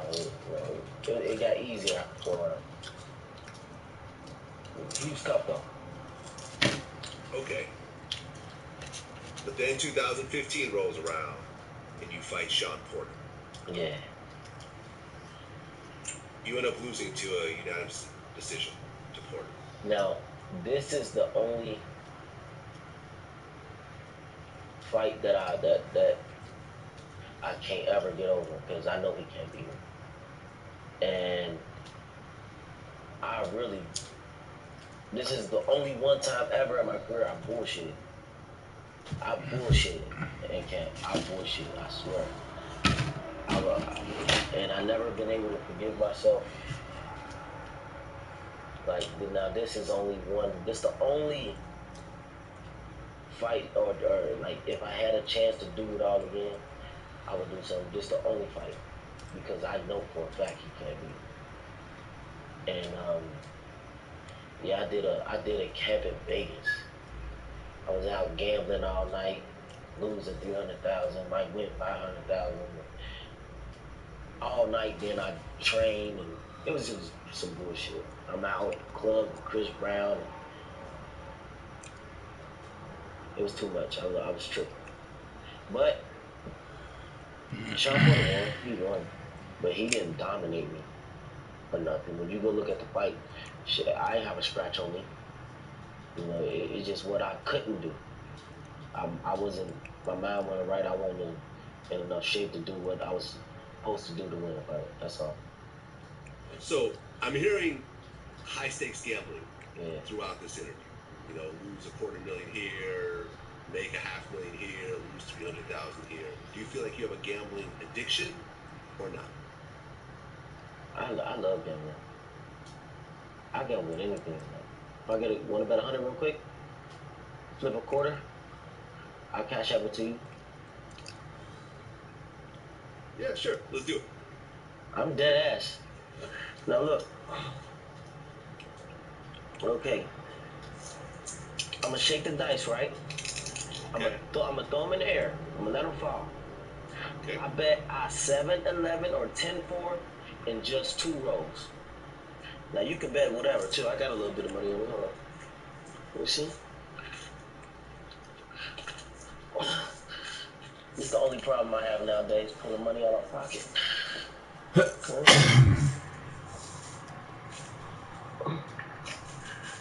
Okay, I got a little bit of money on me. Okay. Now look. Whatever you lay, I double pay. Now if you drop 1,000, you pick up 2,000, brother. Now, all you gotta do is call the bet. I bet I 7-11 or 10-4 in just 2 rolls. I only got 2 rolls to do it. Okay. Now, you want to bet that 100? Let's bet that 100. Okay, I'm gonna drop it, and y'all scream out, y'all scream out what it is, so you know I'm not cheating. Let's do it. I might get lucky and do it on the first try. See, that's 2. Now I got one more time. I got one more time to do it, or owe you 100. Okay. I'm so lucky, I might just do it on the second time. See, I owe you 100. There you go. You gotta send me your cash app. I'll send you the cash app after this. All right, got you. There we go. All right. Quick 100. Well, your next fight was with Khabib Alekberdiev. Yeah, for my fourth world title, man, and that meant so much to me because after I lost to Sean Porter, I went to a depression, man, because I knew he couldn't beat me, and I knew I sold myself short. So I made a promise. I made a promise, man. It was bad. I just had my son in Meyer, and I went over his mom's house, and I was holding him. He was a baby, and I was just crying. And I promised him. I said, "Your daddy will be champion again." And that's why that one meant so much to me, because I promised it to him. Well, after the fight, during the interview, you said, "I'm going to fight whoever I want to fight, whenever I want to fight." You see, my big brother Floyd Mayweather has a fighter that he thinks will beat me. I think his name is Ashley Theophane. Yeah. So, That, so you now start that fight, calling out now that people fight, already. now that was one of the most hype fight because it's about billions versus the money team. It's me versus Floyd, and I know everybody feel like he was trying to get me beat, but he knew. He told me himself. He knew. He told me himself. He said, "I got you some easy money, AB." I'm like, yeah. He knew. He knew that dude couldn't beat me, man. He ain't have a fucking chance. Okay, but wasn't there some sort of situation afterwards where Mayweather questioned the win, and then you responded to Mayweather? How could he question the win? I knocked his ass out. I knocked Ashley out. I stopped Ashley. You can't Okay, question that. but there was a situation because I'm looking at the quote right now. You responding to Floyd, you said what you did was no player shit. What you did, that was no live shit. That was lame fuckboy shit. You went on the internet and sent out a message talking about someone you put on the record as your little brother, somebody that you said you loved and cared for, wanted to look after, and you tried to diss him in public. That ain't cool shit. Don't get me wrong. I could have said that shit in a different way, but we spoke about this before you even put that shit out. I know I wasn't talking about you. You know what I'm talking about? It was a different situation, but I'm standing on what I said. He understood it, and he understand it. What was that situation about? At this point, I don't even. I've been going through so much. I don't even know. But it was probably a situation where we did some fuck shit, and he could have called me, but instead he put it out. Some shit like that. He be doing that a lot. Okay, was that the first time you guys started to sort of fall out? Nah, man, I'm always see when I'm around Floyd. I can I can be around Floyd. Don't get me wrong. I love being around him. He's cool to me, cool dude, whatever. But I can't be around him that long because he gonna do something that ticks me off. He gonna do something that tick me off, and I ain't the type that hold it in like his people that he pay and that work for him. They ain't gonna say nothing. Me, I'm gonna say something, and then I don't hold back no words. I don't, and I don't care who you in front of or who you with. I'm gonna let you know. You a bitch ass nigga for that. I'm gonna let you know. There's no disrespect, but I gotta be honest and blunt with you. Right. In that same quote, you said you told me to grow up. You said, man, you got some fucking growing up to do. You're older than me. Yeah. There's certain shit you do and certain shit you don't do. Well, in 2016, that next year, you had a situation in Dre's nightclub where you were charged with misdemeanor battery for allegedly choking a waitress. Man, look, it was. Listen, I got a book bag, right? I had a book bag. It had like 270 something thousand in it, right? I put it down. I turned. No, I think I gave it to J. Craw. I got J. Craw with me, and I turned, and it's gone. The waitress is gone. The bag is gone. But I didn't know that one of my friends was playing, and they got the bag. So I chased down the waitress like, and I didn't choke her. I just held her. I stopped her from walking past me. I'm like, where that book bag at? Where the fuck that book bag at? And it went from there. But I wasn't trying to strangle the lady. Like, I still can't get in dreads. I am so sorry.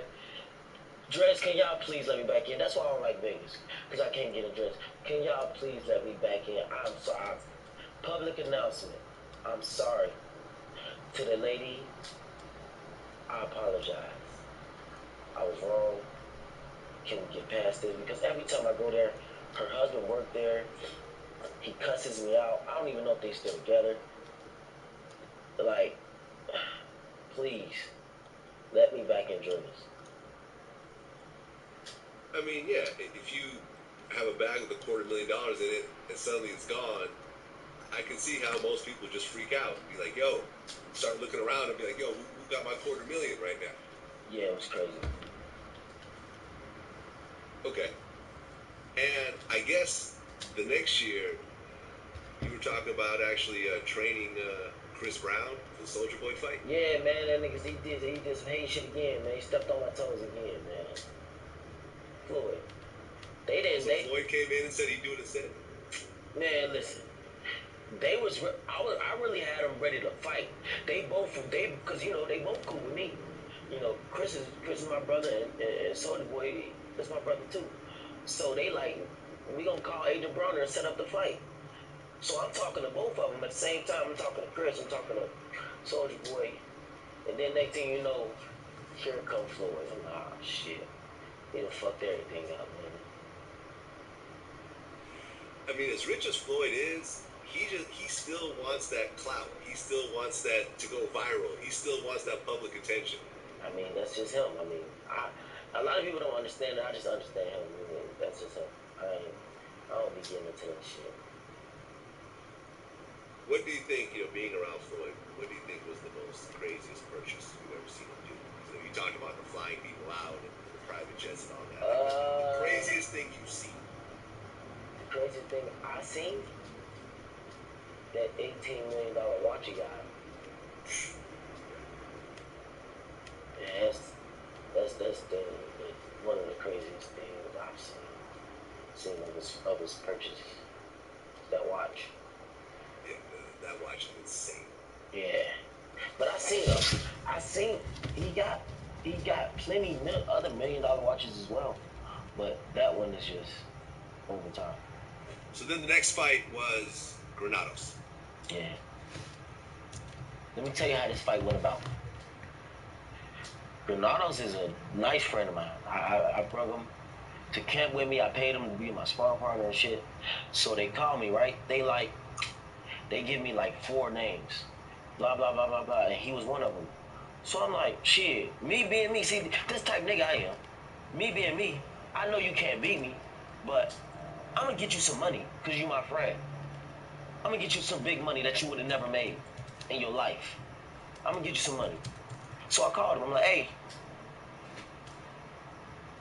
I'm about to get you paid. You want to fight me? He's like, yeah. And we set the date. Right. You got $1 million for that fight, and Granados got on paper. $250,000. Yo, what is good, YouTube, man? It's your boy, Coach T.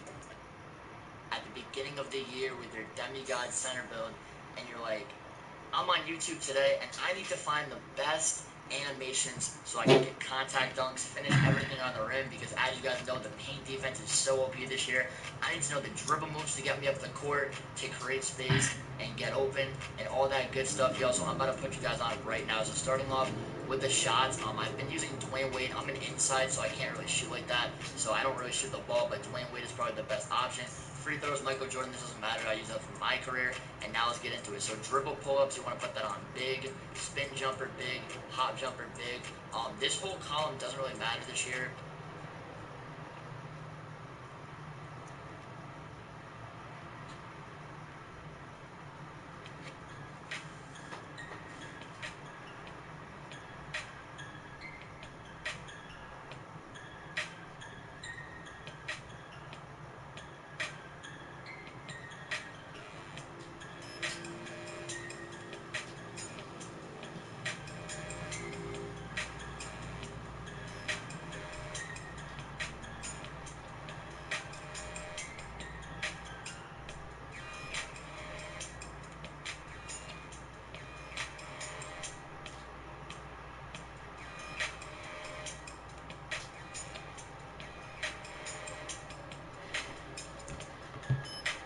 Anticipated video. A lot of people have been requesting me to post share this video if y'all find this interesting, and if y'all want.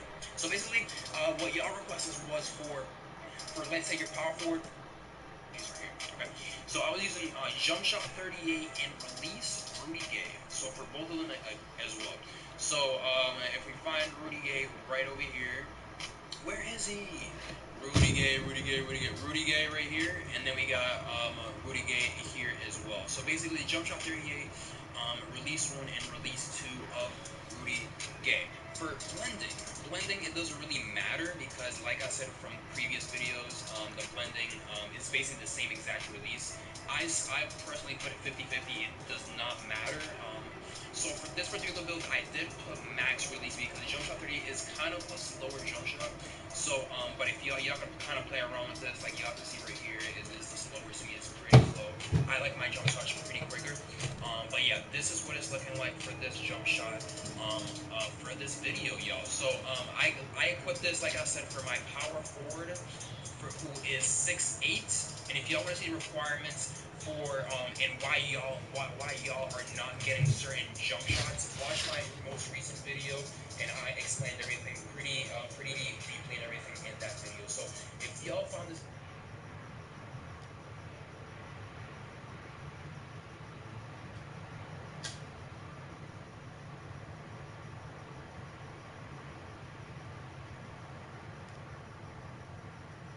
What is going on, guys? We have the best dribble animations here. Shout out to my boy iFrostGTG. I was not the one dribbling here, so if y'all want to go peep out his Twitch is gonna go